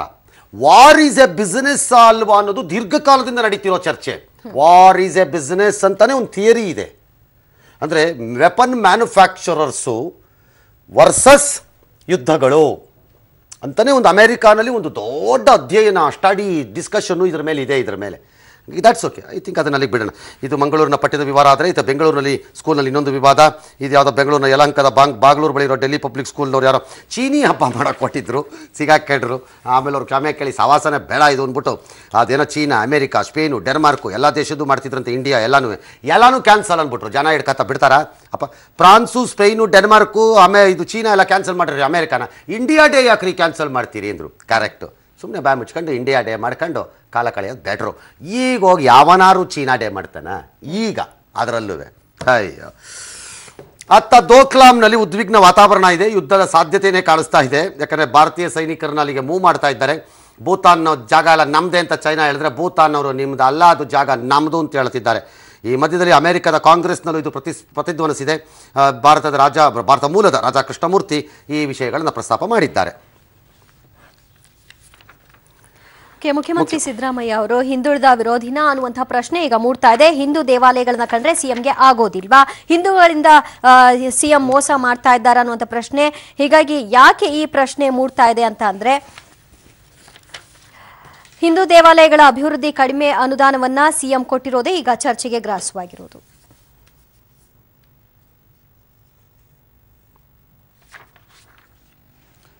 ಒಂದಿಷ್ಟು ಅಂಕಿಅಂಶಗಳನ್ನು ನಮ್ಮವರು ತಂದಿದ್ದಾರೆ. ಈ ಅಂಕಿಅಂಶಗಳು ನಾವು ಸೃಷ್ಟಿ ಮಾಡಿರೋದಲ್ಲ ಅಥವಾ ಯಾರು ಕೊಟ್ಟಿರೋದಲ್ಲ. ಇದು ವಿಧಾನ ಪರಿಷತ್ತು ವಿಧಾನಸಭೆಗಳಲ್ಲೆಲ್ಲೋ ಕೊಟ್ಟಿರುವಂತಹ ಲಿಖಿತ ಉತ್ತರಗಳಿದು. ಯಾರ್ಯಾರಿಗೆ ಎಷ್ಟೆಷ್ಟು ದುಡ್ಡು ಕೊಟ್ಟಿದ್ದಾರೆ ಅಂತ ನಿಮ್ಮ ಸ್ಕ್ರೀನ್ ಮೇಲಿದೆ. ಐ ಥಿಂಕ್ ಓಕೆ 13-14ರವರೆಗೆ ಓಕೆ ಇತ್ತು ಅಂತ, ಬ್ಯಾಲೆನ್ಸ್ ಆಗ್ತಾ ಇತ್ತು ಅನ್ಸುತ್ತೆ. ಅಲ್ಲಿಂದ ರೈಸ್ ಹ್ಯಾಸ್ ಬಿಗನ್ ಅನ್ಸುತ್ತೆ. 15-16-17 ಸ್ವಲ್ಪ ಸಮಸ್ಯೆ ಆದಂಗೆ ಕಾಣುತ್ತೆ ಇದು ಮೇಲ್ನೋಟಕ್ಕೆ. All right. ಇನ್ನು ದೇಗುಲಗಳಿಗೆ ಇನ್ಕಮ್ ವಿಚಾರಕ್ಕೆ ಬಂದರೆ ಮಾತ್ರ ಎಲ್ಲ ದೇಗುಲಗಳು ಫಸ್ಟ್ ಕ್ಲಾಸಾಗಿ ದುಡ್ಡು ಮಾಡಿಕೊಡ್ತಾ ಇವೆ. ಜನ ಕೇಳ್ತಿರೋದು ದೇಗುಲಗಳು ಬರೀ ಏನು ATM ಅನ್ಕೊಂಡಿದ್ದೀರಾ? ದುಡ್ಡು ತಗೊಂಡು ತಿಂದಾಕಕ್ಕೆ ಕಂಡಬಿಟ್ಟಿಲ್ಲ. ಸರ್ಕಾರಿ ಬಾಂಡ್ ಅಂದರು ಮುಜರಾಯಿ ಕಾಸು, ಮತ್ತೊಂದು ಅಂದರು ಮುಜರಾಯಿ ಕಾಸು. ಅದು ತಿಂತೀರಿ, ಕೊಡೋಕ್ಕೇನು ಕಷ್ಟ ನಿಮಗೆ ಅಂತ ಸಹಜವಾಗಿ ಜನ ಕೇಳಕ್ಕೆ ಸ್ಟಾರ್ಟ್ ಮಾಡಿದ್ದಾರೆ. ಉದಾಹರಣೆಗೆ ಕುಕ್ಕೆ ಸುಬ್ರಹ್ಮಣ್ಯದ ಒಂದು 68 ಕೋಟಿ, ಲಾಸ್ಟ್ ಕುಡುಪು ಅನಂತ ಪದ್ಮನಾಭ ದೇಗುಲ ಅದೊಂದು 5 ಕೋಟಿ, ಮಧ್ಯದಲ್ಲಿ ಚಾಮುಂಡಿ ಬೆಟ್ಟ, ನಂಜನಗೂಡು, ದುರ್ಗಾ ಪರಮೇಶ್ವರಿ, ಸೌದತ್ತಿ ಎಲ್ಲಮ್ಮ ಡ್ಯಾಶ್ ಎಲ್ಲರದ್ದು ದುಡ್ಡಿದೆ. ಅದೆಲ್ಲ ದುಡ್ಡು ಬರುತ್ತಲ್ಲ, ಯಾಕೆ ಕೊಡಲ್ಲ? ಇಷ್ಟು 5,000 ಚಿಲ್ಲರೆ ದೇವಸ್ಥಾನಕ್ಕೆ ತಗೊಂಡೋಗಿ 133 ಕೋಟಿ ಕೊಡ್ತೀರಿ, 557, ಮಸೀದಿಗೆ 109, ಚರ್ಚ್ಗೆ 85 ಕೊಡ್ತೀರಿ. ಇದಕ್ಕೆ ಯಾಕೆ ಕೊಡಲ್ಲ ಅಂತ ಗೊತ್ತಿಲ್ಲಪ್ಪ.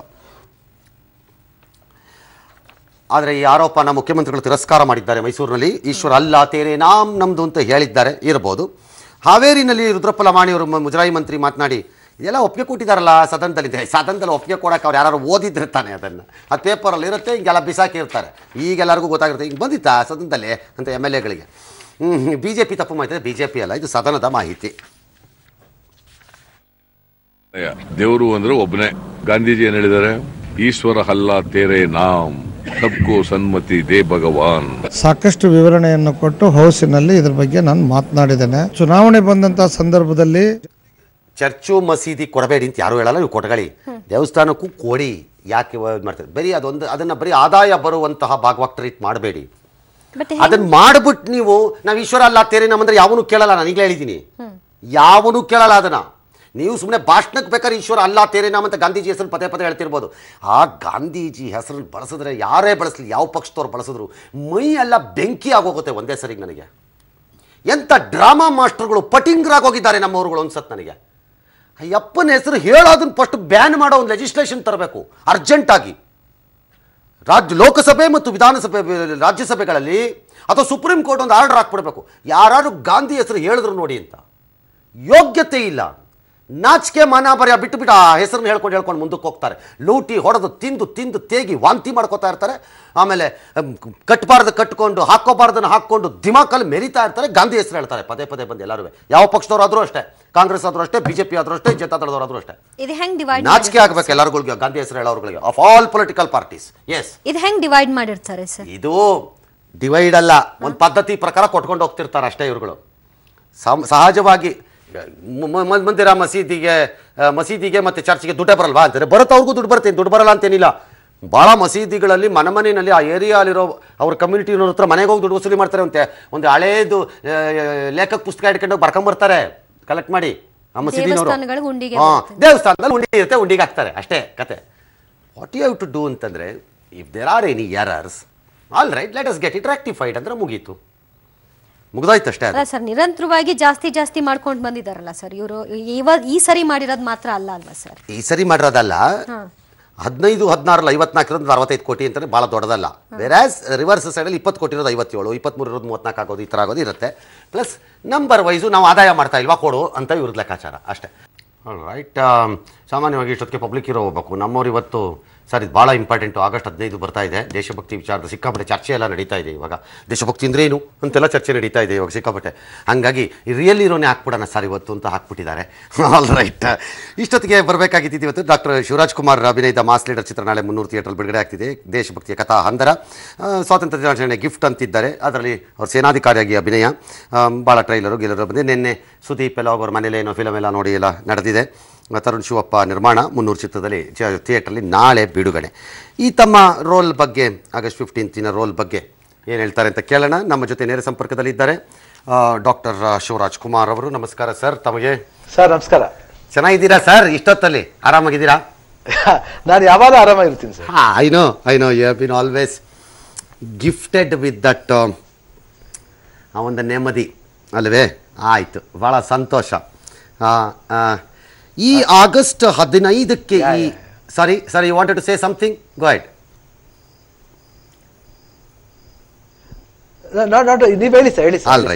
All right. ನಾನು ಭಾಳ ದಿನ ಆಗಿತ್ತು, ಯಾಕಂದರೆ ಅವಾಗ ಯಾವುದೋ ಎಲೆಕ್ಷನ್ ಗಲಾಟೆ ಟೈಮಲ್ಲಿ ಮಾತಾಡಿದ್ದು ಬಿಟ್ಟರೆ ಈ ರೀತಿ ಮಾತಾಡೋದು ಕಡಿಮೆ ನಾನು. ಸಾಮಾನ್ಯ ಅದು ಫಿಲಮ್ದು ಮಾತಾಡೋದಂತೂ ಇನ್ನೂ ಡಬಲ್ ಕಡಿಮೆ, ನಾನು ತುಂಬ ಕಡಿಮೆ ಮಾತಾಡೋದು. ಆಗಸ್ಟ್ 15ಕ್ಕೆ ಈ ಚಿತ್ರ ಬರ್ತಾ ಇದೆ. ಇದರಲ್ಲಿ ನಿಮ್ಮದು ಸೇನಾಧಿಕಾರಿ ಪಾತ್ರ ಅಂತಾರೆ. What sort of A message it is? Message ಅಂದ್ರೆ ಹೆಂಗಿರ್ಬೇಕು ನಾವು, ನಮ್ಮ ಸೋಷಿಯಲ್ ರೆಸ್ಪಾನ್ಸಿಬಿಲಿಟಿ ಏನು. ಯಾಕಂದ್ರೆ ಇವಾಗ ಕಂಟ್ರಿ ಯಾವ ಲೆವೆಲ್ ಇದೆ ಅಂದ್ರೆ ಎನಿವೇಸ್ ಏನು, ಇವಾಗ ಒಬ್ಬ ಮನುಷ್ಯ ಬಂದ್ಬಿಟ್ಟು ಗುರ್ತಿಸ್ಕೋಬೇಕಾದ್ರೆ ಒಬ್ಬ ಒಳ್ಳೆ ಮನುಷ್ಯನ ಗುರ್ತಿಸ್ಕೋಬೇಕು. ಅವನು ಯಾವ ಜಾತಿಯವನು ಯಾವ ಧರ್ಮದವನು ಅಂತ ಗುರ್ತಿಸ್ಕೊಳ್ಳೋದಲ್ಲ. ಇಲ್ಲಿ ಜಾತಿ ಧರ್ಮ ಎಲ್ಲ ಬಂದ್ರೂ ಸಿನಿಮಾದಲ್ಲಿ ನಮ್ಮ ಒಂದು ಸೋಷಿಯಲ್ ರೆಸ್ಪಾನ್ಸಿಬಿಲಿಟಿ ಏನಿದೆ ಅದ್ರ ಮೇಲೆ ಬೇಸ್ ಆಗುತ್ತೆ ಫಿಲ್ಮ್. ಅಂಡ್ 2 ಶೇಡೆಡ್ ಕ್ಯಾರೆಕ್ಟರ್, ಒಂದು ಅಂಡರ್ ವರ್ಲ್ಡ್ ತರ ಅನ್ಸುತ್ತೆ, and second of it comes as a military man. So ಈ ಎರಡಕ್ಕೆ ಏನ್ ಸಂಬಂಧ, ಯಾತಿಕ್ ಹಿಂಗ್ ಆಗುತ್ತೆ ಅಂತ ನಾವು ನಾಳೆ ನೋಡ್ಬೇಕು. ಅವ್ನ ಮಿಷನ್ ಏನು ಅನ್ನೋದ್ ಮೇಲೆ ಸಬ್ಜೆಕ್ಟ್ ಹೋಗುತ್ತೆ. ಅದೇ ನಾವು ನಾಳೆ ನೋಡ್ಬೇಕಾದ್ರೆ ಅದು ನಿಮ್ ಕೈಗೆ ಹೇಳಿಸ್ಬಿಟ್ರೆ, ಹೌದು ಸರ್, ನಿಮ್ ನಿರ್ಮಾಪಕರಾಗಿರೋ ತರುಣ್ ಶಿವಪ್ಪ ಹಂಗೆ ಸ್ಟ್ರೈಟ್ ಮನೆಗೆ ಹೋಗ್ಬಿಡ್ತಾರೆ. ಆಮೇಲೆ ಅಷ್ಟೇ ಮುಗೀತು ಅವ್ರ ಕತೆ. ನಾವ್ ಇವತ್ತು ಕತೆ ಹೇಳಿಸಿದ್ರೆ ಆಲ್ ರೈಟ್, ಇಲ್ಲೇ ಬಂದ್ಬಿಡ್ತಾನೆ ಆಮೇಲೆ ಅಷ್ಟೇ ಅದು ಕತೆ. ಅದು all right. Since you raise the social responsibility ಅನ್ನೋ ಇಶ್ಯೂ ಹೇಳಿದ್ರಿಂದ ನಾ ಎತ್ತಿದ್ರಿಂದ ಕೇಳ್ತಾ ಇದ್ದೀನಿ. You have been a very active citizen. ಭಾಳ ಸರಿ ನಿಮ್ಮ ಚಿತ್ರರಂಗದ ಸಮಸ್ಯೆ ಇರ್ಬೋದು ಅಥವಾ ರಾಜಕಾರಣದ ವಿಚಾರ ಬಂದಾಗಿರ್ಬೋದು, ಎಲ್ಲವಾಗಲೂ ಒಂದು ನಿಲುವುಗಳನ್ನು ತೆಗೆದುಕೊಳ್ತಾ ಹೋಗ್ತಿದ್ದೀರಿ. ಯು ಥಿಂಕ್ ನಾವು ಭಾರತೀಯರಾಗಿ ಇವತ್ತು ನಮ್ಮ ಸೋಷಿಯಲ್ ರೆಸ್ಪಾನ್ಸಿಬಿಲಿಟಿಗಳನ್ನು ಡಿಸ್ಚಾರ್ಜ್ ಮಾಡ್ತಾ ಇದ್ದೀವಿ, ನಿರ್ವಹಿಸ್ತಾ ಇದ್ದೀವಿ ಅಂತ ಅನ್ಸತ್ತಾ ಇವತ್ತು ದೇಶದಲ್ಲಿ ನಡೀತಿರೋದೆಲ್ಲ ನೋಡಿದಾಗ? Somewhere I think so. ಯಾಕಂದ್ರೆ ನಾ ಹೇಳ್ದಲ್ಲ ಸರ್, ಒಬ್ಬ ಒಳ್ಳೆಯವನು ಅಂತ ಅನ್ಸ್ಕೋಬೇಕಾದ್ರೆ ಯಾವ ಇದು ಬೇಕಾಗಿಲ್ಲ sir. That is no race or religion or ಇದು ಬೇಕಾಗಿಲ್ಲ. ಒಬ್ಬ ಒಳ್ಳೆ ಅಂತ ಅನ್ಸ್ಕೊಂಡ್ಬಿಟ್ಟು ಸಾಕು, ಅವನೇ ಮನುಷ್ಯ ಗಂಡು ಹೆಣ್ಣು ಅಷ್ಟೇ, ಇನ್ನೇನು ಬೇಕಾಗಿಲ್ಲ ಅಂತ ಅನ್ಸುತ್ತೆ ನನಗೇನೋ. ಅದೇ ಅನ್ಸುತ್ತೆ ಇವಾಗ ಕಂಟ್ರಿಲೂ ಅದೇ ನಡೀತಾ ಇರೋದು, ನಿಮ್ಗೂ ಗೊತ್ತಿದೆ. ಯಾಕಂದ್ರೆ even you have been talking about that only in ಇವಾಗ ಆಲ್ಮೋಸ್ಟ್ ಒಂದು 45 ಮಿನಿಟ್ಸ್ ಅದೇ ಚರ್ಚೆ ನಡೀತಾ ಇದೆ ನಿಮ್ದುವೆ. Correct. I am so grateful to you. 45 ನಿಮಿಷ ನನ್ನ ನ್ಯೂಸ್ ಕೇಳಿಸ್ಕೊಂಡಿದ್ದೀರಿ ಅಂದಮೇಲೆ ನಿಮಗೆ ಸಿಕ್ಕಾಪಟ್ಟೆ ಪೇಷನ್ಸ್ ಇರಬೇಕು. All right, okay. ನೋಡ್ತಾ ಇರ್ತೀನಿ sir, something interesting, I'll be watching. ಆಯ್ತು. ನನ್ನ ಪ್ರಶ್ನೆ, ರಾಜಕಾರಣಕ್ಕೆ ಬಂದು ಶ್ರೀಮತಿಯವರು ಆಸೆ ಪಟ್ಟರು ಅಂತ ರಾಜಕಾರಣಕ್ಕೆ ಹೋಗಿ ಅದನ್ನು ಮುಟ್ಟಿ ಬಂದಿದ್ದರಿಂದ ರಾಜಕಾರಣ ನಡೆಯುವುದೇ ನೀವು ಹೇಳಿದ ಪ್ರಿನ್ಸಿಪಲ್ಗಳ ಮೇಲೆ ಅಲ್ಲ, ಅದಕ್ಕೆ ಎಕ್ಸಾಕ್ಟ್ಲಿ ವಿರುದ್ಧವಾದ ಪ್ರಿನ್ಸಿಪಲ್ಗಳ ಮೇಲೆ ರಾಜಕಾರಣ ನಡೆಯೋದು. ಹಾಗಿರಬೇಕಾದ್ರೆ ನಾನು ನಿಮ್ಮನ್ನು ಕೇಳಿದೆ, ನಮ್ಮ ದೇಶ ಅದಕ್ಕೆ ಸಜ್ಜಿದೆಯಾ, ನಾವ್ ಹಿಂಗ್ ನಡ್ಕೋತಿರೋದು ಸರಿ ಇದೆಯಾ ಅಂತ ಕೇಳಿದೆ. ರಾಜಕಾರಣಕ್ಕೆ ಶ್ರೀಮತಿಯವರು ಪಾಪ ಹೋದ್ರು ಅಂತ ನೀವು ಹೋದ್ರಿ, ವಾಪಸ್ ಬಂದ್ರಿ. ರಾಜಕಾರಣ ನಡೆಯೋದೇ ಈಗ ನೀವು ಹೇಳ್ತಾ ಇರೋ ಪ್ರಿನ್ಸಿಪಲ್ಗಳಿಗೆ ವಿರುದ್ಧವಾಗಿ. ಜಾತಿ ಅದೇ ಬೇಕು, ಧರ್ಮ ಅದೇ ಬೇಕು, ಕೆಟ್ಟ ರಾಜಕಾರಣ ಅದೇ ಬೇಕು, ದುಡ್ಡು ಹೊಡೆಯೋದು ಅದೇ ಬೇಕು, ಭ್ರಷ್ಟಾಚಾರ ಅದೇ ಬೇಕು, ಇನ್ನೊಬ್ಬನ ಹಾಳು ಮಾಡು ಅದೇ ಬೇಕು. ಹಾಗಿರುವಾಗ ಒಳ್ಳೆ ಮನುಷ್ಯನಾಗಿ ಬದುಕುವ ಮನಸ್ಸಿರುವ ವಿಚಾರದಲ್ಲಿ ದೇಶ ಇದೆಯಾ ಇಲ್ಲ ಅಂತ. I may sound negative, but that is the truth. ಇಲ್ಲ ಇಲ್ಲ ಇಲ್ಲ ಸರ್, ನೀವು ಒಂದ್ ಪಾಯಿಂಟ್ ಇಂದ ಮಾತಾಡೋದು ಸರಿನೇ, ಬಟ್ ಇದೆ ಸರ್, ಇನ್ನೂ ಇದೆ ದೇಶದಲ್ಲಿ ಒಳ್ಳೆತನ ಇದೆ. ಅದನ್ನ ಉಳಿಸ್ಕೊಳ್ಳಕ್ಕೆ ಒಂದು ಪ್ರಾಪರ್ ವೇ ಬೇಕು ಅಂಡ್ ಪ್ರಾಪರ್ ಸಪೋರ್ಟ್ ಬೇಕು ಅಂತ ನನ್ನ ಭಾವನೆ sir. All right. Okay Shivanna, ದೊಡ್ಡ ಸ್ಟಾರ್ ಕಾಸ್ಟ್ ಇದೆ ಈ ಸಿನಿಮಾ ಅಲ್ಲಿ. ಸೊ ನಿರ್ದೇಶಕರಿಗೊಂದು ಅರ್ಥ, ಇದು ನನ್ನ ಕೊಲೀಗ್ ದಿವ್ಯಜ್ಯೋತಿ ಮಾತಾಡ್ತಾ ಇದ್ದಾರೆ, ಕೇಳಿಸ್ಕೊಳ್ಳಿ ಸರ್. ಈ ಸಿನಿಮಾಲಿ ದೊಡ್ಡ ಸ್ಟಾರ್ ಕಾಸ್ಟ್ ಇದೆ, ಒಂದ್ ಅರ್ಥದಲ್ಲಿ ನಿರ್ದೇಶಕರಿಗೆ ಇದು ಚಾಲೆಂಜ್ ಅನ್ಸುತ್ತೆ. ಆದ್ರೆ ಈ ಚಾಲೆಂಜ್ ನ 6 ತಿಂಗಳಲ್ಲಿ ಮಾಡಿ ಮುಗಿಸಿದ್ರಲ್ಲ, ಇದು ರಿಯಲಿ ಗ್ರೇಟ್ ಅಂತ ಅನ್ಸುತ್ತಲ್ವಾ? ಕೇಳಿಸ್ತಾ ಇಲ್ಲ. Okay, all right. ಭಾಳ ಮೋಸ ರೀ, ದೇಶದಲ್ಲಿ ಹೆಣ್ಮಕ್ಳಿಗೆ ಮರ್ಯಾದೆ ಕೊಡಬೇಕು ಅಂತೀವಿ, ಅವ್ರ ಪ್ರಶ್ನೆ ಕೇಳಿದಾಗ ಕೇಳ್ತಿರಲ್ಲ ಈ ಎಕ್ವಿಪ್ಮೆಂಟ್ಗಳು. ಆಲ್ ರೈಟ್, ಈಗ ಕೇಳಿಸ್ತಾ ಇದೆಯಾ? ನನ್ನ ಧ್ವನಿ ಇವಾಗ ಕೇಳ್ತಾ ಇದೆ ಸರ್. ಅಂದ್ರೆ ಈ ಸಿನಿಮಾಲಿ ದೊಡ್ಡ ಸ್ಟಾರ್ ಕಾಸ್ಟ್ ಇದೆ, ಇದನ್ನ ನಿಭಾಯಿಸೋದು ಅಲ್ಲದೆ ಅವರ ಡೇಟ್ಸ್ ಗಳನ್ನ ಹೊಂದಿಸೋದು ಎಲ್ಲವೂ ಕೂಡ ಚಾಲೆಂಜ್. ಅಂಥದ್ರಲ್ಲಿ ಸಿನಿಮಾನ್ ಕೇವಲ 6 ತಿಂಗಳಲ್ಲಿ ಮಾಡಿ ಮುಗಿಸಿದಿರಿ ಅಂದ್ರಲ್ಲ, ಸೊ ನಿಜವಾಗ್ಲೂ ಗ್ರೇಟ್ ಅಲ್ವಾ ಇದು? ಒಂದ್ ಅರ್ಥದಲ್ಲಿ ನಿರ್ದೇಶಕರಿಗೆ ಹ್ಯಾಟ್ಸ್ ಆಫ್ ಹೇಳ್ಬೇಕು. ನಿರ್ದೇಶಕರು, ನಿರ್ಮಾಪಕರು, ಯಾಕಂದ್ರೆ ತುಂಬಾ ಚೆನ್ನಾಗಿ ಮಾಡ್ದ ಸಿನಿಮಾನ, ಯಾರಿಗೂ ದ್ರೋಹ ಮಾಡ್ದೇನೆ ಬಹಳ ನೀಟಾಗಿ, ಅದೇ ಒಳ್ಳೆತನ ಎಲ್ಲಿರುತ್ತೋ ಪಾಸಿಟಿವ್ನೆಸ್ ಇರುತ್ತೆ, ಆಮೇಲೆ ಅದ್ರ ಪಾಡು ನಡ್ಕೊಂಡು ಹೋಗುತ್ತೆ. ಅದು ಯಾರ ಸಪೋರ್ಟ್ ಬೇಕಾಗಿಲ್ಲ. I think Tarun in that way is a very nice producer. And ಎಲ್ಲ ಆರ್ಟಿಸ್ಟ್ಗಳು ಅಷ್ಟೇ, ಎಲ್ಲರೂ ಅವ್ರ ಕೋಆಪರೇಷನ್ ತುಂಬಾ ಚೆನ್ನಾಗಿತ್ತು. ಯಾತಕ್ಕೆ ಇದು ಮಾಸ್ ಲೀಡರ್ ಅಂತ ಇಟ್ಟಿದಂದ್ರೆ, ಮಾಸ್ ಲೀಡರ್ ಅಂದ ತಕ್ಷಣ ಅವ್ನ್ ಮುಂದೆ ಹೋಗಿ 1,000 ಜನ ಹಿಂದೆ ಬರೋದಲ್ಲ. ಅಂದ್ರೆ ಜನಗಳ ಜೊತೆ ಬೆರೆತು ಅವನು ಒಬ್ಬ ಸಾಮಾನ್ಯ ಮನುಷ್ಯನಾಗ ಅವನು ಜೊತೆಲಿ ಹೋಗ್ತಾನಲ್ಲ, ಅವನೇ ಮಾಸ್ ಲೀಡರ್ ಅಂತ ನನ್ನ ಭಾವನೆ. All right. ನಾನು ಈ ಪ್ರಶ್ನೆ ನಿಮ್ಮನ್ನು ಕೇಳಬೇಕು ಅನ್ಕೊಂಡಿದ್ದೆ. ಒಂದ್ ಕಡೆ ಸೈನ್ಯಾಧಿಕಾರಿ ಅಂತಾರೆ, ಇನ್ನೊಂದು ಕಡೆ ಅಂಡರ್ ವರ್ಲ್ಡ್ ಶೇಡ್ ಇದೆ ಅಂತೀರಿ, ಇನ್ನೊಂದು ಕಡೆ ಮಾಸ್ ಲೀಡರ್ ಅಂತೀರಿ. ಇದು ಏನಪ್ಪ ಒಂದಕ್ಕೆ ಸಂಬಂಧವಿಲ್ವಲ್ಲ ಅಂತ ಡೌಟ್ ಬಂತು. ನೀವೇನೋ ಉತ್ತರ ಕೊಟ್ರಿ ಈಗ ಅದಕ್ಕೆ ನನಗೆ. ಹೌದು ಸರ್, ನೀವು ಸಿನಿಮಾ ನೋಡಿ ಸರ್, ನೀವು ಪ್ಲೀಸ್ ನೋಡ್ತೀನಿ. ಈ ತರುಣ್ ಇರೋದ್ರಿಂದ ನೋಡ್ತೀನಿ. Since you said is a nice man, ಅದಕ್ಕೆ ನಾವು ಜೊತೆಲಿ ಬ್ಯಾಡ್ ಫೆಲೋ ಆಗಿದ್ರೆ ಇಷ್ಟೊತ್ತಿಗೆ ಓಡಿಸ್ಬಿಡ್ತಿದ್ದೆ. Nice man sir. All right sir, thank you. So nice of you. Very good. I wish you and Tarun all the success. ಒಳ್ಳೇದಾಗ್ಲಿ. ಎಲ್ಲದಕ್ಕಿಂತ August 15th ಬರ್ತಾ ಇರೋದ್ರಿಂದ ದೇಶಭಕ್ತಿಯ ವ್ಯಾಖ್ಯಾನಗಳೇ ಬೇರೆ ಬೇರೆ ಆಗೋಗಿದೆ. ಸರ್ ಇವತ್ತು ಯಾರ್ಯಾರಿಗೆ ಹೆಂಗ್ ಬೇಕೋ ಹಂಗಂಗೆ ದೇಶಭಕ್ತಿಯನ್ನ ವ್ಯಾಖ್ಯಾನ ಮಾಡ್ತಿದ್ದಾರೆ. ಈ ದೇಶವನ್ನ ಹಾಳು ಮಾಡ್ತಾ ಇರುವಂತಹ ಹಲವಾರು ವಿಚಾರಗಳು ದೇಶಭಕ್ತಿಯ ಭಾಗ ಅಂತ ಇಲ್ಲ. ಹಾಗಾಗಿ ಒಂದು ಮೆಸೇಜ್ ಕೊಡ್ಲಿ ಜನರಿಗೆ ನಿಜವಾದ ದೇಶಭಕ್ತಿಯ ವಿಚಾರದಲ್ಲಿ ಒಂದಿಷ್ಟು ಆಸೆಗಳು, ಕನಸುಗಳು ಮೂಡಿದ್ರೆ ನಿಮ್ದು ಯಶಸ್ಸು, ನಿಮ್ಮ ನಿರ್ಮಾಪಕರದ್ದು ಯಶಸ್ಸು, ಧನ್ಯತೆ ಬರುತ್ತೆ ಈ ಚಿತ್ರ ಮಾಡಿದ್ದಕ್ಕೆ. So nice of you. I am very thankful to you. So nice, thank you. Janthakal ಗಣಿ ಪ್ರಕರಣದಲ್ಲಿ ಮಾಜಿ ಸಿಎಂ ಕುಮಾರಸ್ವಾಮಿಗೆ ಒಂದಷ್ಟು ತಾತ್ಕಾಲಿಕ ರಿಲೀಫ್ ಸಿಕ್ಕಿದೆ. ಪ್ರಕರಣ ಸಂಬಂಧ ಇಬ್ಬರ ಭದ್ರತೆ, ಶ್ಯೂರಿಟಿ ಜೊತೆಗೆ ವೈಯಕ್ತಿಕ ಬಾಂಡ್ ಕೋರಿ ಹೈಕೋರ್ಟ್ ಷರತ್ತುಬದ್ಧ ನಿರೀಕ್ಷಣಾ ಜಾಮೀನನ್ನು ಮಂಜೂರು ಮಾಡಿದೆ. ಜೊತೆಗೆ ತನಿಖೆಗೆ ಸಹಕರಿಸಿ ಅಂತ ಕೂಡ ಹೇಳಿದೆ.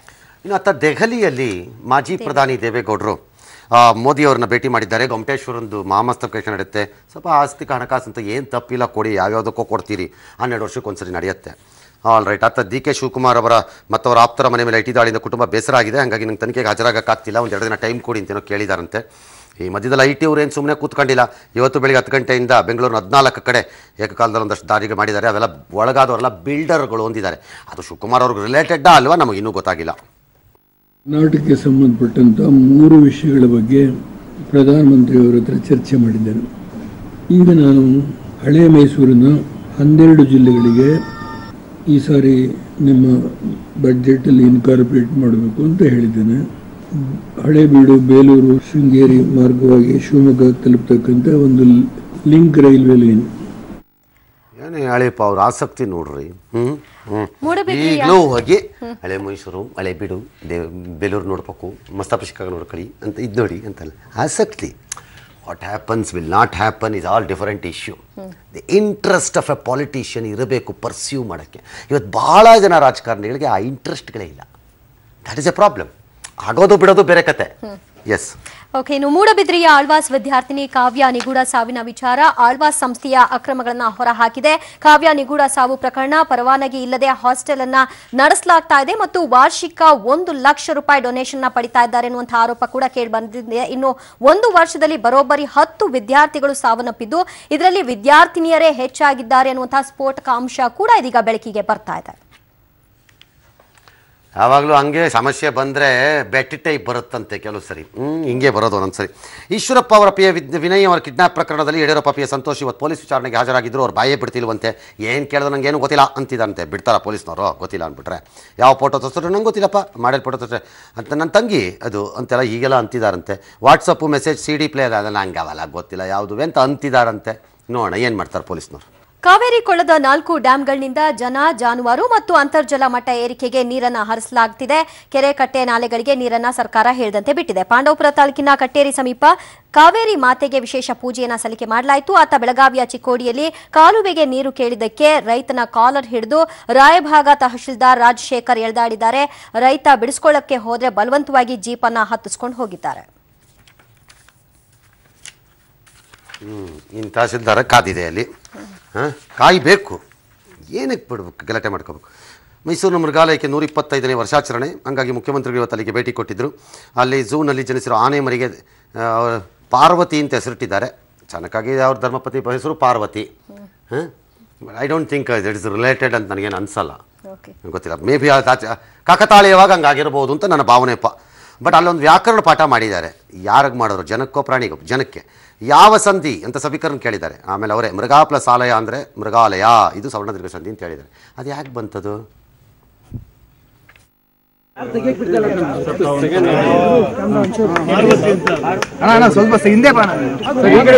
ಜನಿಸಿರ್ತಕ್ಕಂಥ 21/7/2017ರಲ್ಲಿ ಜನನಾಗಿದೆ. ಈ ಆನೆ ಹೆಣ್ಣು ಮರಿಗೆ ಪಾರ್ವತಿ ಅಂತೇಳಿ ನಾಮಕರಣ ಮಾಡಿದ್ದೇವೆ. ಮೈಸೂರು ಮೃಗಾಲಯ, ಮೃಗಾಲಯ, ಮೃಗ ಪ್ಲಸ್ ಆಲಯ, ಮೃಗಾಲಯ.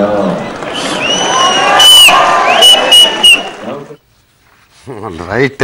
ಮಂತ್ರಾಲಯದಲ್ಲಿ ಗುರು ರಾಘವೇಂದ್ರ ಸ್ವಾಮಿಗಳ 346ನೇ ಆರಾಧನಾ ಮಹೋತ್ಸವಕ್ಕೆ ಮಹಾರಥೋತ್ಸವದೊಂದಿಗೆ ಇವತ್ತು ವಿದ್ಯುಕ್ತವಾಗಿ ತೆರೆ ಎಳೆಯಲಾಯಿತು.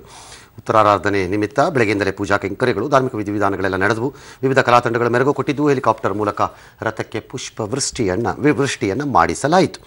ಸಪ್ತರಾತ್ರೋತ್ಸವದ ಅಂಗವಾಗಿ ಇನ್ನು 2 ದಿನಗಳ ಕಾಲ ಮಠದಲ್ಲಿ ಧಾರ್ಮಿಕ ಕಾರ್ಯಗಳು ನಡೆಯುತ್ತವೆ. ಇಲ್ಲಿಗೆ ಇವತ್ತಿನ ಬಿಗ್ ಬುಲೆಟಿನ್ ಅನ್ನು ನಾವು ಮುಗಿಸ್ತಾ ಇದ್ದೀವಿ. ಹೋಗ್ಬಿಟ್ಟು ಬರ್ತೀವಿ. ನಮಸ್ಕಾರ, ಗುಡ್ ನೈಟ್, ಶುಭರಾತ್ರಿ.